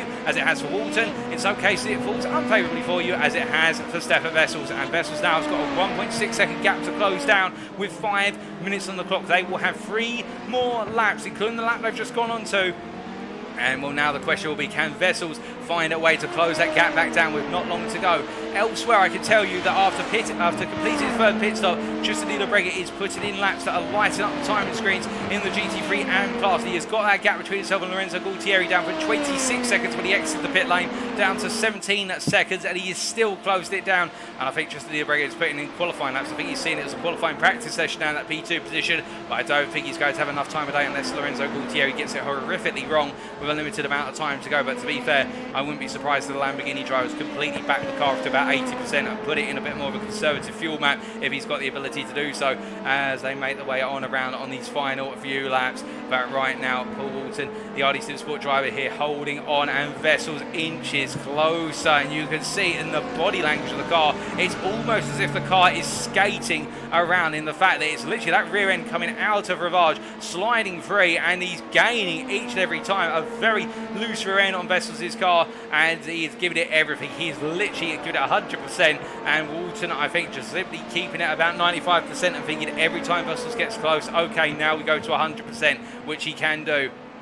And as they roll the way through Fanges here, and now down towards what is Stablo 1 and Stablo 2. The clock bearing down, the sun is setting. We see somebody's gone off there on the gravel moments ago, and the next drivers up the road are LMP2 class drivers, of which Jonathan Collins and also Mark Baker, I do believe. So they will be running a similar pace to these guys in terms of net overall pace and speed around the circuit, so it should be a little bit easier for Wessels and Walton to navigate as they make the way through Blanchimont here. The gap standing at 8 tenths of a second and heading down into the braking zone. And Walton, well, right now he was praying to the God track limits that he did not pick up enough to get a drive-through penalty, not so far. But again, we don't know how close they are to a potential drive-through penalty. Could that also be a factor? We do know, and you'll remember back at the Hockenheim ring where it was the case that we did have some drivers in the feature race who literally had to dive into the pits right at the end of the race because they picked up drive-through penalties due to hitting that 25 instant point limit mark. And right now, could it be the case that one of these two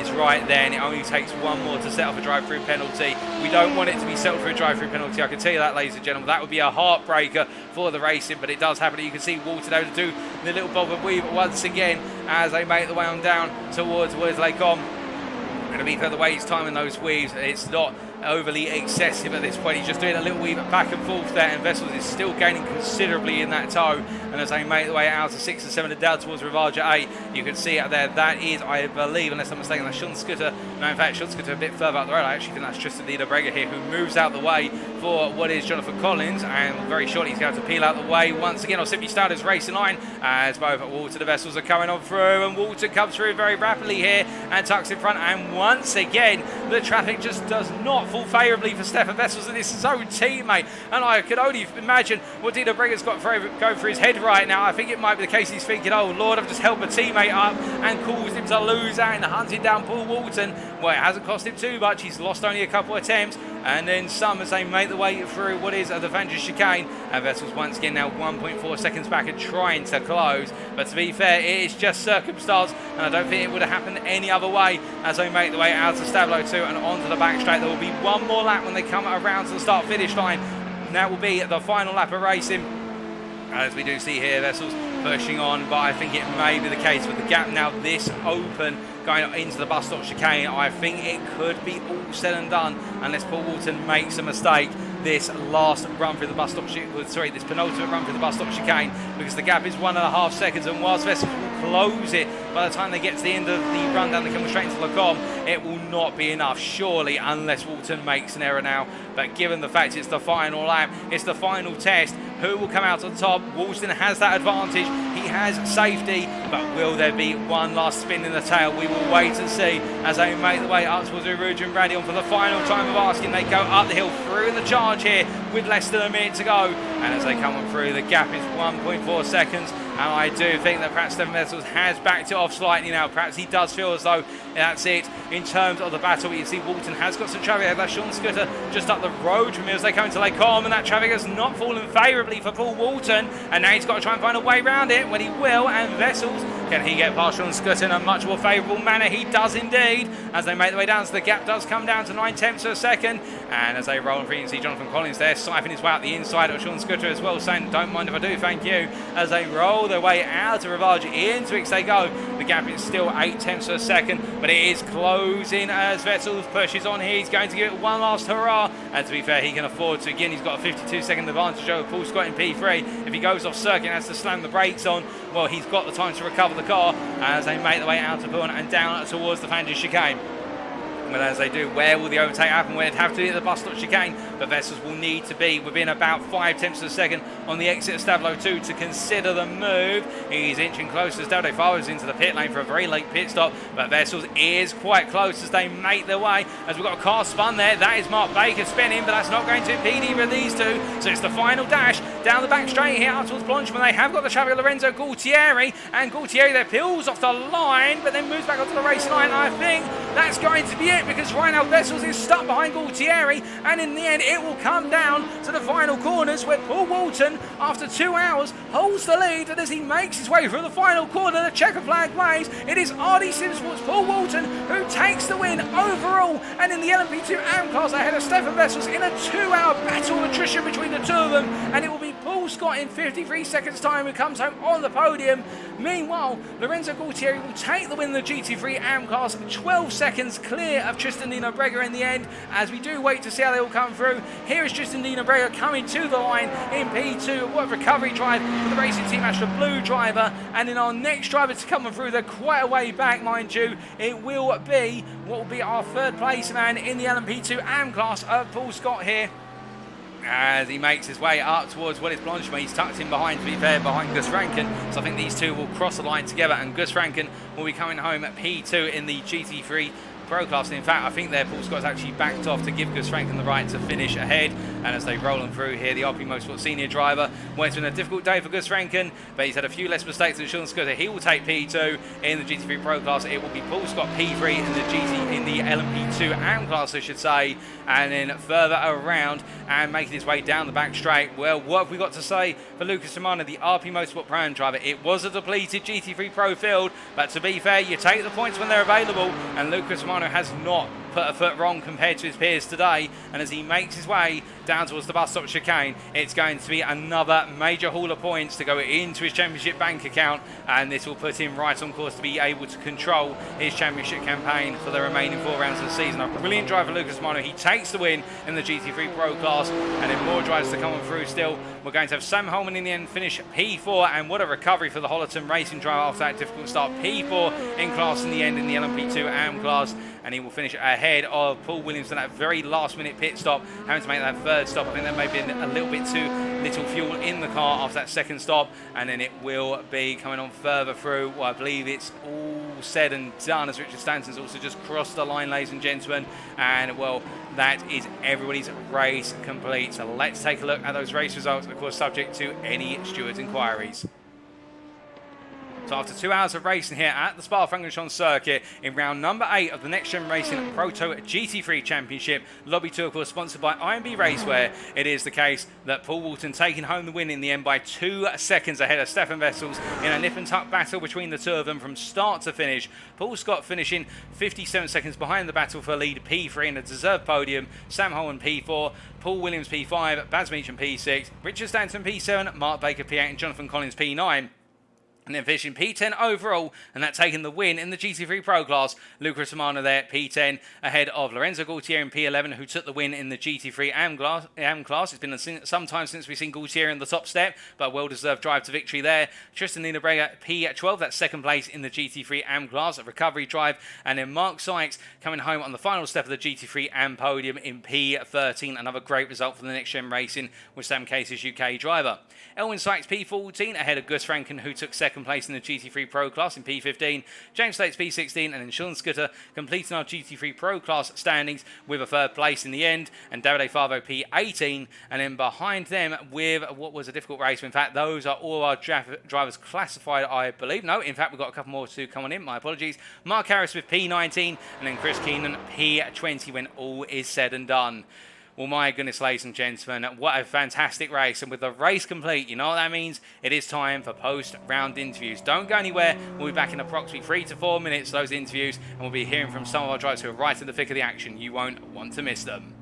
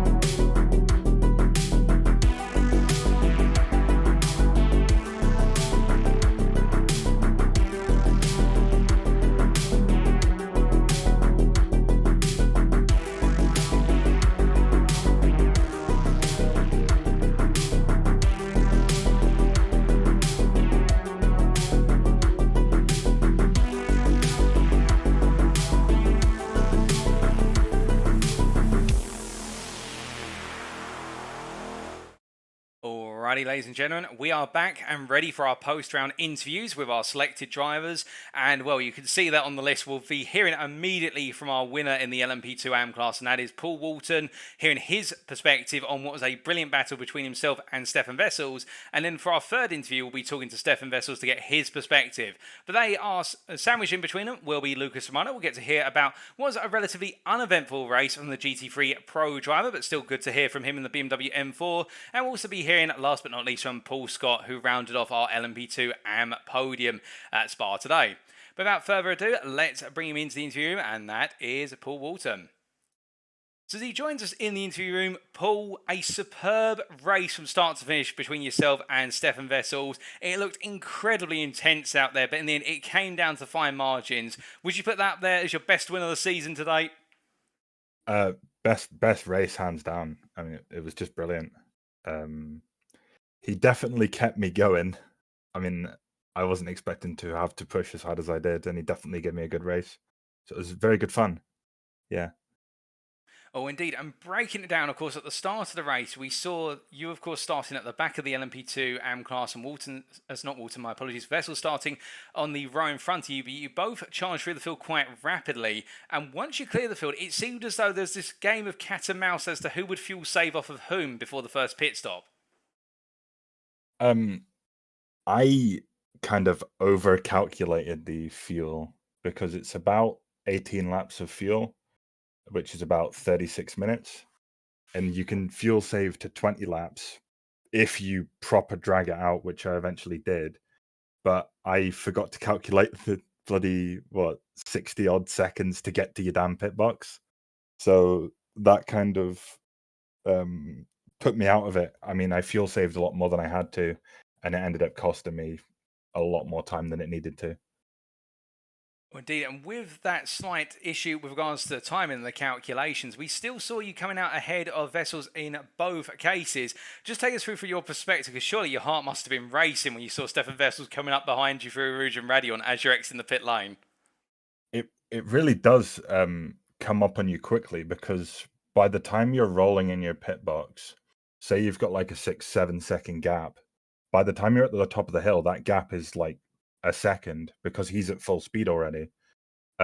So you're constantly watching the time to see if he's going to be next to you on pit exit or not. But luckily, both times I was just about clear of him, which was good. I don't know where he lost that time or what, but because it seemed the times were pretty close.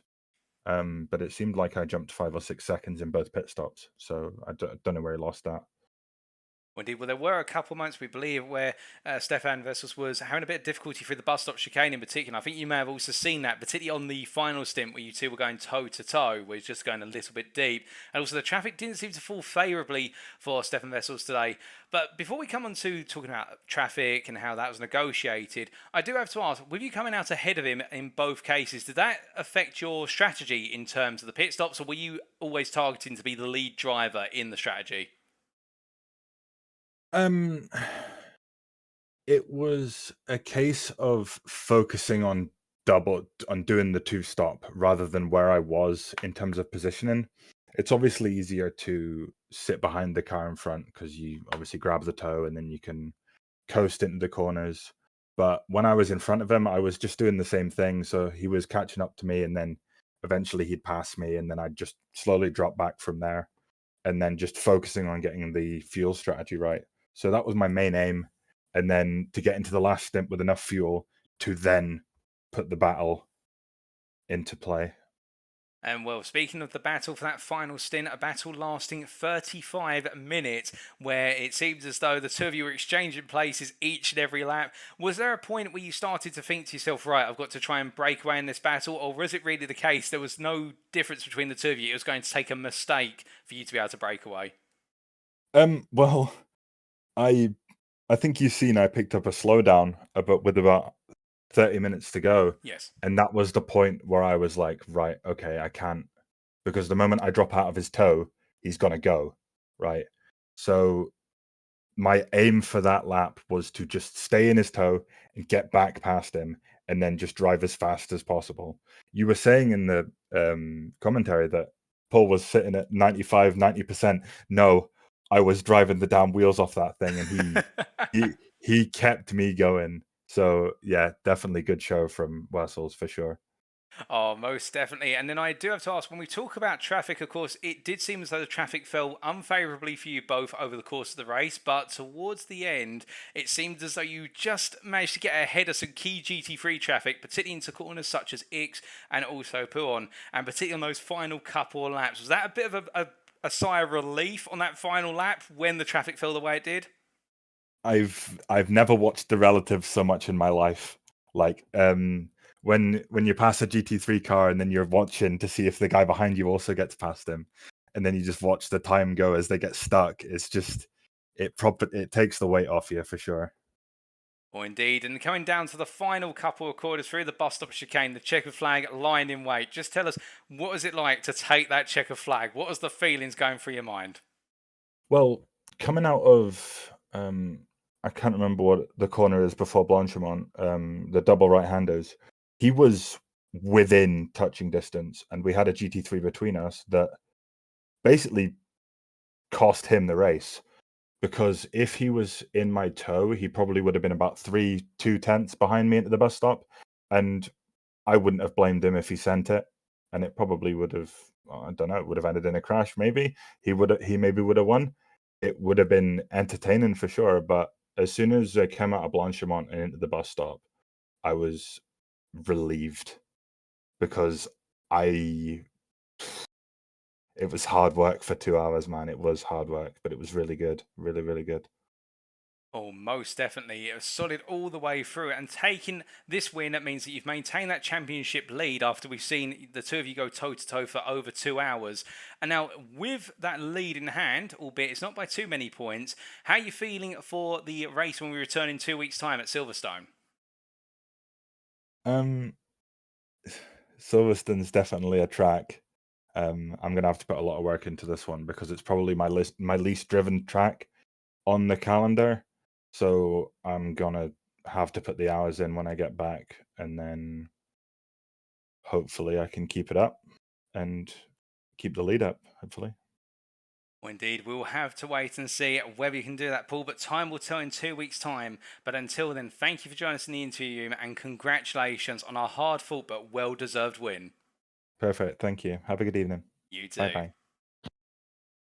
So hearing there from Paul Walton, and you can hear there in his voice with regards to that, I think that relief and how it was nip and tuck, and him clarifying he wasn't driving at 90 or 95%, he was being made to drive to the absolute limit. That shows you how close it was between the two of them, and also a point there, and a bit of a what if you could argue, what if there wasn't that GT3 between the two of them going in the run from Stavelot 2 all the way through up to Blanchimont and then into the bus stop chicane? Would we have seen a potential last minute move from Stephan Wessels? Would we have seen contact? Would we have seen a change in result?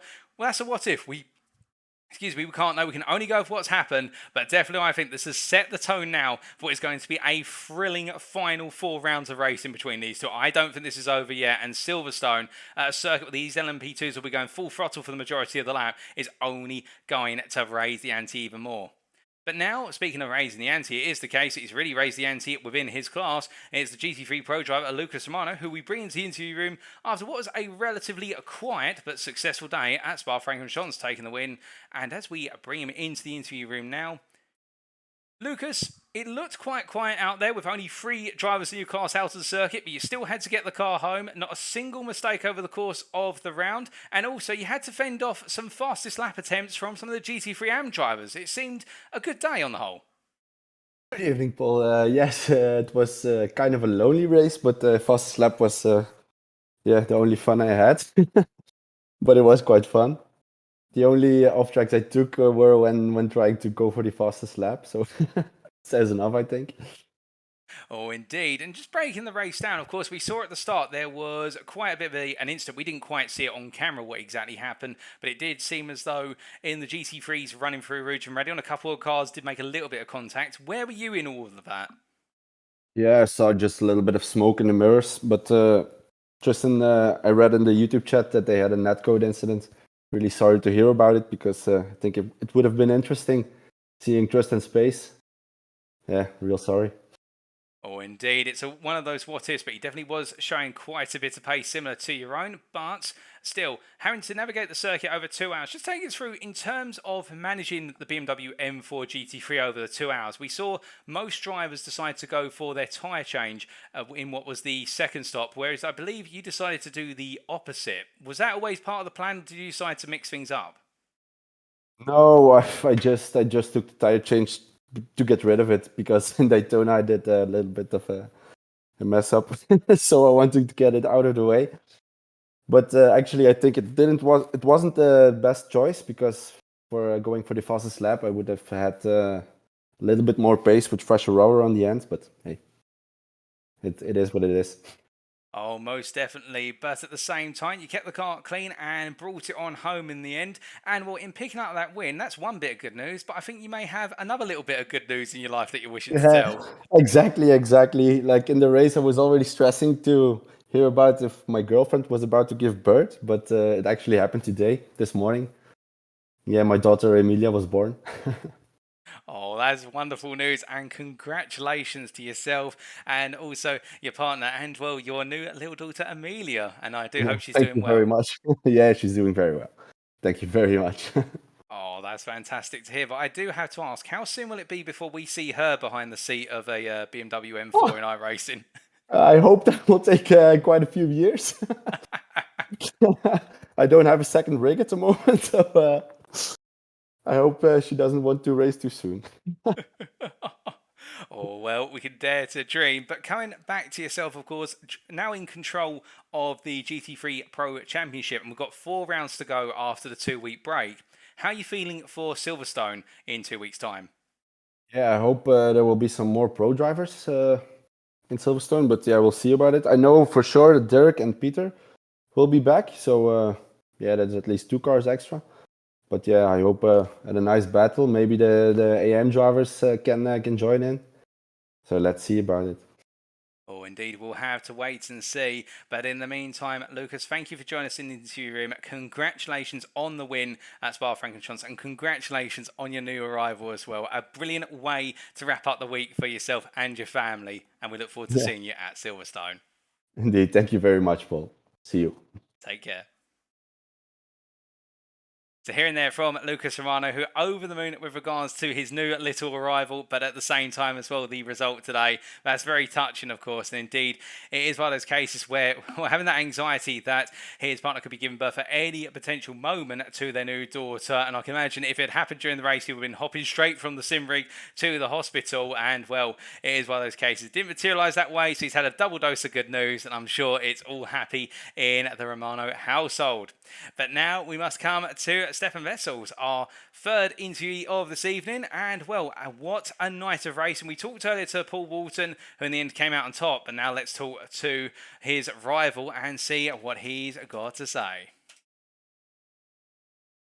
So, as we bring Stephan Wessels into the interview room, Stephan, a very close race between yourself and Paul Walton from start to finish. I don't think there was anything left by the end of it in either car. Just take us through how you feel about that race at Spa. Surely the best race of the season for yourself. Mixed feelings, to be honest. The racing itself was great. It's one of those races where you finish second and you're not quite happy with it. But yeah, I can't really fault the racing. The racing was great. It played out pretty much as I expected it to play out. Yeah, so from that point of view, it was good. I mean, myself and Paul, if you look back at the last round I raced was Hockenheim. We finished that sprint race a second apart. The second race had an incident that kind of destroyed that, but in terms of pace, we've been, through all the practice sessions, we've been within a 10 for 2 of each other right through. And I mean, a 10 for 2 is nothing when there's slipstream involved. So you could see that today. We just you can't get away from the other one. So that's why I knew it was going to be a 2-hour long race. And at the end, it was going to end up in who makes the most mistakes or the most serious mistakes. So, yeah. Oh, It was indeed. good. And breaking the race down, of course, into its constituent parts, we saw the two of you make your way through the LMP2 AM class very quickly in the opening 10 minutes, and then really you two were off chasing one another. And as we saw from the comment from yourself in the YouTube chat, a lot of fuel saving required in this race, and we saw you really try to use that fuel saving on the opening stint. Was it all going to plan, or was it the case you had to do some extra fuel saving? Just take us through how it was working out. So the fuel saving, I pretty much knew you had to start at lap 1. If you have to get to 40 minutes at the end of your pit stop.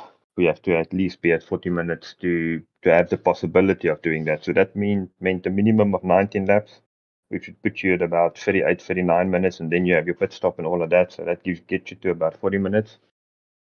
And obviously we had a short formation lap, but you still have the formation lap, so you burn a bit of fuel there. So it gets quite tricky with all of that.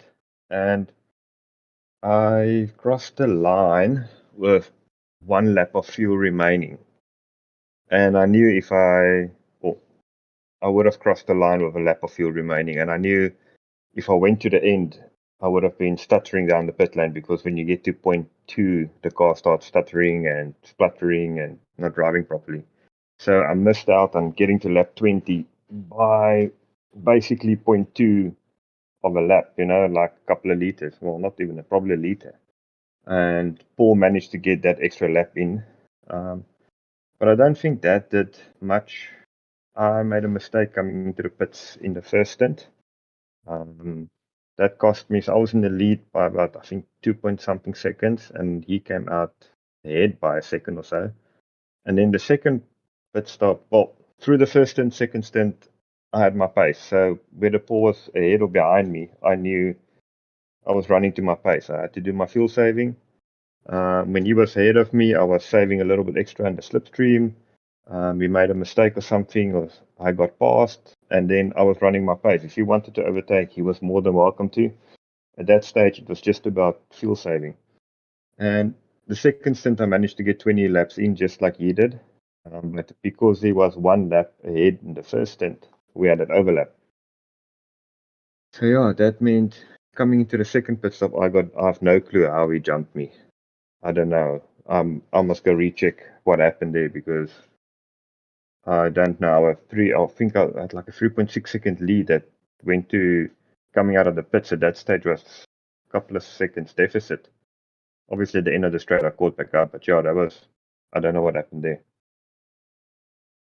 Well, indeed. And whilst unsure what happened with regards to that second pit stop and how Walton got back ahead, from that point onwards, the racing was on there and you were in hot pursuit. But it was the case that Paul Walton had an unexpected slowdown, and that really changed the dynamic. Did you at that point think to yourself, right, I've got to try now make the break, or was it the case you're thinking, you're in it for the long haul, you've got to defend? No, look, what I did was, when I came out of the pits for the last stint, I had enough fuel to push to the end. I just sat behind him for a lap or two, saved. I just fuel saved for a lap or two, and then I was sure I could just nail it to the end of the race. And when he had a slowdown, I came past him, but it was at such a spot where he could actually. He lost the lead, but he didn't lose out too much, and he was right on me again. And yeah, from there it was the case. I was pushing. I mean, like you said, the last stint we were both just going as fast as we could, and it was a case of, I think I made a small mistake. He had to slow down.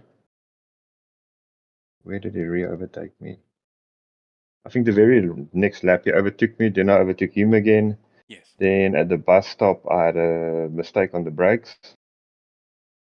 Then Paul overtook me again, and then from there, every time I got semi-close, we got a bit of it was just close from there. I'm not the biggest fan of the weaving. I won't lie, it's not something I would do, but I will put that into the mental locker for the remainder of the season. And other than that, I mean, the traffic in the last 2 laps was just like every time I got right there in the slip, it was just like on the fast corner, like damn it. And it happened to be my teammates. I mean, it's not their fault. They didn't do anything wrong, but it just hurts a bit more, if you know what I mean. So it was like, you finish like that last lap, I was like, okay, he got a little bit of traffic on the last lap. I think through coming up the Kemmel Straight, the first couple of corners there, I think he got some traffic. And I caught up just enough, and I was like, okay, if I'm close enough, I might send it yet, like he just said in his interview as well. And I caught Lorenzo and Blanchimont, and I was like, oh, that's race over. It's like I can't even attempt it. You know, it's like that's why I say that the race just ended on such a downer because we were building up, and we were like right there, and it was like blocked. Well, it's part of racing, man. We'll do the next one. But in terms of the 2 hours, it was amazing. 2 hours, a second apart for most of it. I mean, that was great. Oh, indeed, it was, and I can completely understand that feeling of mixed emotions, particularly on the final couple of laps where the traffic just seemed to fall at the wrong place at the wrong time. And as you say, if it was any other driver, it would be an inconvenience, but you know what, you'd accept it. When it's your own teammates as well, it just has that nasty twist to it. But it is what it is, and now, well, that sets the tone for really what is the rest of this season. And looking ahead to what is Silverstone in 2 weeks' time, and we're of course expecting now to see it as close as ever at Silverstone. How are you feeling for the British circuit?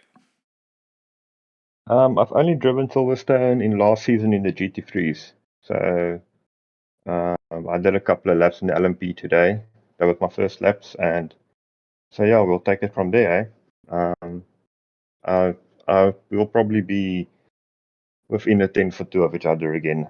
That's what I foresee for the rest of the season. So unless something crazy happens or there's a bad race, but I mean, yeah, it's going to be close.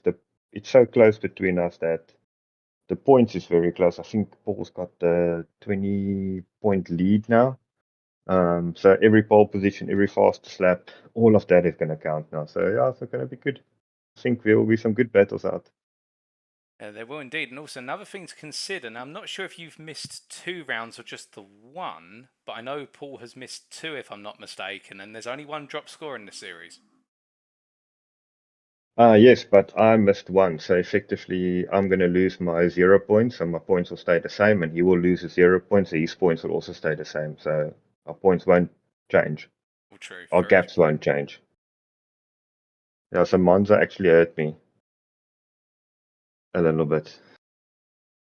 Indeed, I see, and that is unfortunate, but still plenty of rounds to look to take the fight back, and we look forward to seeing how it goes. And just before we do let you go, is anybody you'd like to say thank you to or give a shout out to live on air? Everyone is sleeping. I'll thank my teammates for keeping me motivated. Alrighty. Yeah, no. Look, I'll thank all the teammates for RTA Blue. I think we're doing a great job. And even RTA Orange, this last race, Lorenzo had a brilliant race. He managed to get a win. Obviously, Tristan had a difficult race, but I'm stoked that the team's doing well. So really can't complain too much, eh? Oh, very true. Well, it's looking to be a fantastic championship battle to the end for yourself within the class, and Racing Team Astra Orange and Blue are both on the rise, and we look forward to seeing how the story continues in 2 weeks' time. But until then, congratulations on second today, Stephan, and thank you as always for joining us in the interview room. Cool. Cheers, Paul. Have a good one. You too. So hearing from Stephan Wessels there, and again, a feeling of mixed emotions, as you were saying, with regards to the way the race ended. Absolutely loving the battle from start to finish, but the way it ended was in the most anti-dramatic way you could end a race that had lasted effectively 2 hours in terms of the battle itself. But still, that is a sign of things to come, and you can imagine, folks, we have got 4 rounds that are coming. We have got Silverstone, we've got Suzuka, we've got the Nürburgring, and we've got Le Mans, and all 4 of those venues invite close battling from start to finish. I don't think this is over yet, and I cannot see that we're not going to go around without close battling and more twists and turns in that championship. And speaking of twists and turns, it is the case as we come to Paul Scott, our final interviewee for tonight. Quite the interesting round for the driver within the LMP2 AM class, for the simple reason it seemed to be a round which was going one way, then another way with regards to where he was going to finish, but in the end finishing on the last step of the podium. Let's hear from the NXTGEN Racing driver. So as we bring him into the interview room, and very shortly he joins us, Paul, A very odd night tonight, seemingly battling at some points for P4, then for P5, and then eventually settling on a battle for the podium versus Paul Williams and Sam Holman. How are you feeling with that P3? The result you expected, or a little bit of a surprise? To be honest, I expected to get that. I was quite confident on my pace. Spa is one of the tracks that I spend a lot of time at, so I knew I had the pace to get onto the podium. It was just a case of making sure I could navigate that first lap or two where it seems to be a bit hectic. Well, indeed, and breaking it down then in terms of the race, we saw in the opening lap the surge of drivers through the field effectively, where we had particularly Paul Walton and Stephan Wessels trying to come on through to take the lead. We saw yourself battling very closely with the likes of Baz Meacham, also Sam Holman, and there were quite a few coming together. You managed to dodge the incidents and whatnot. Was the plan just to try and keep it safe and then grow into the race, or did you want to try and make a lot of ground early on? For me, it's always a case of just trying to get through that first couple of laps. The worst thing is to have a crash on the first lap or two. And in all fairness, I must say that I think a couple of drivers need to just calm it down a little bit on that first lap. Myself, I had to check out of at least 2 corners, to stop one of the other guys from crashing into the back of me or the side of me. And it's those little incidents that sort of, you have to question the certain type of racing that you do with certain drivers. So, but I mean, I stayed out of any kind of incident and I was able to then just push on. I pretty much just went flat out for the entire race until the last, I think, 15 minutes where I then needed to heavily fuel save. I just wanted to get that gap to whoever was in 4th place. Oh, indeed. And talking about the strategy itself, we did see for some time this back and forth between yourself and Paul Williams in particular. And we weren't quite sure what Paul Williams was doing from a strategy perspective, given the fact that his second stop was around the 1 hour and 10 minute mark, a bit away from the convention that we normally see of a pit stop every 40 minutes. But were you more focused on your strategy there and just making sure you had track position? Because it looked as though, as you were saying, they were going all out and then only design a fuel save or conserve right towards the end. Was the idea, as you say, hold track position and then just fend off the charge at the very end of the race? Yeah, I was really surprised when Paul went into the pits. We had, I think, 3 really, really, really good battles. Paul's, got the pace, and Paul Williams has got the pace there, and same as Sam Holman. We both had really good battles on track. I can remember going up Eau Rouge side by side with Sam Holman. Oh, yes. It was awesome. It was they're the battles that you want to be having on the track. Yeah, I wasn't 100% sure why Paul Williams went into the pits when he did. I mean, I ended up coming out, I think, about 12 seconds ahead of him after the second pit stop, which I was really happy about because I knew that stint before the second pit stop, it was the right thing to do to just go flat out. And then maybe I got a bit lucky with the traffic to be able to fuel save at the end.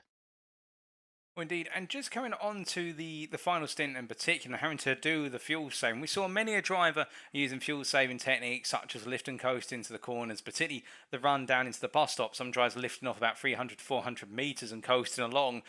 Were you able to use the traffic to your advantage as part of that? So just coasting in behind, and just take us through what you were having to do in the end, because we did see your pace drop off quite dramatically. Yeah, I literally was, I think, losing about 4 or 5 seconds a lap at the end for the last 10 or 15 minutes. In terms of fuel saving, when you're coming into the corner, you do lift off really early, which means you can then brake a lot later. And it's just something you learn to do through experience. I mean, all the drivers are doing it. It's the guys at the front, Paul Walton and Stephan, they've got a bit more pace about them. They know how to do it a little bit better. And yeah, it's just one of the things that you have to navigate. I feel quite comfortable navigating the traffic. The NXTGEN drivers take part in a lot of the 24-hour events, and we do a lot of this multi-class racing. So when it comes to navigating the traffic and that, it's becoming second nature to us. Oh, well, indeed. And speaking of navigating, after today's result, based on the provisional results tables that I've got available to me, you've navigated your way from a 30-point deficit to Sam Holman in the championship to what is now, unless I'm very much mistaken, a 26-point deficit. So the gap is closing. I do have to ask, with regards to how it's playing out in the battle for P3 in the LMP2 AM Championship, do you feel as though with the 4 rounds remaining, it's on the cards, or could this be a bit of an uphill battle given the circuits we're heading to? I'll be honest, the circuits towards the start of the season didn't favour me. However, from last week forwards, I'm quite confident at all these remaining circuits. So I'm going to be pushing every single race. So I look forward to the battle with Sam and Paul Williams. I think it's going to be quite close.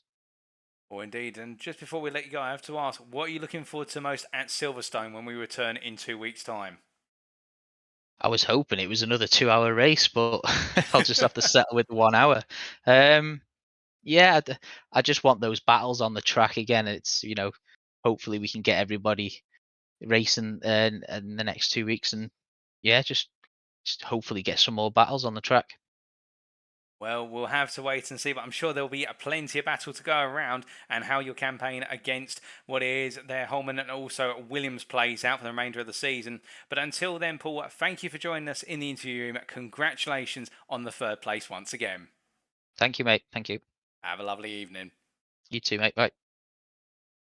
So hearing that from Paul Scott in what was a well-planned race in the end, as he has explained with regards to his target was 3rd place. He felt as though he had the pace, and quite an interesting insight there from Paul Scott with regards to his approach to the racing and that emphasis on the 2-hour endurance, and was hoping that Silverstone would be another 2-hour endurance race. He does seem to come alive in these feature races, and the longer the race, he seems to really come into a world of his own. He's definitely going to be one to watch, because right now, in that battle between himself, Holman, and Paul Williams for what is 3rd place in the LMP2 AM Championship, the gap between the 3 drivers is only 36 points from 3rd to 5th, and you can imagine how these results go over the next 4 rounds, and this sounds obvious, but it is the case. Each round is going to be critical, because it could slide dramatically, given that at each round there's 56 points up for grabs in grand total. Well, we'll have to wait and see how it plays out then, but for now, that's all we've got time for, ladies and gentlemen, and it is time for us to wrap up. So with that, thank you very much for watching, and if you do want to know more about the Next Gen Racing community in terms of what we do and the series we run, why not check us out at our official website, that's nextgenracing.co.uk. Alternatively, you can go to our official Facebook group, that is facebook.com/groups/nextgenracing. Also, a big thank you to our partners without whom we'd not be able to run Lobby 2 of this series, and that is, of course, the title sponsor, IMB Racewear, their website, imbRacewear.com, for sim and also real racewear, which is made for you by you. And now we must look ahead to next time, where we have a week's break, and then we'll be back for what is the racing on Wednesday, the 15th of June, 2022. But we'll be bringing you all the racing actions it took place as of round number 9 at Silverstone on Friday, the 17th of June, 2022. A high downforce circuit, typically the highest average apex speeds of any circuit on the calendar, as we're to understand it. The race will be fast, it'll be furious, and we've definitely got quite a few championship battles yet to resolve, and 4 rounds to resolve them in. Do join us in 2 weeks' time. But until then, ladies and gentlemen, hope you've enjoyed tonight, and if you have, be sure to let us know. Stay safe, stay well, stay smiling, have a great weekend ahead, and remember, most importantly, to stay on track. Good night.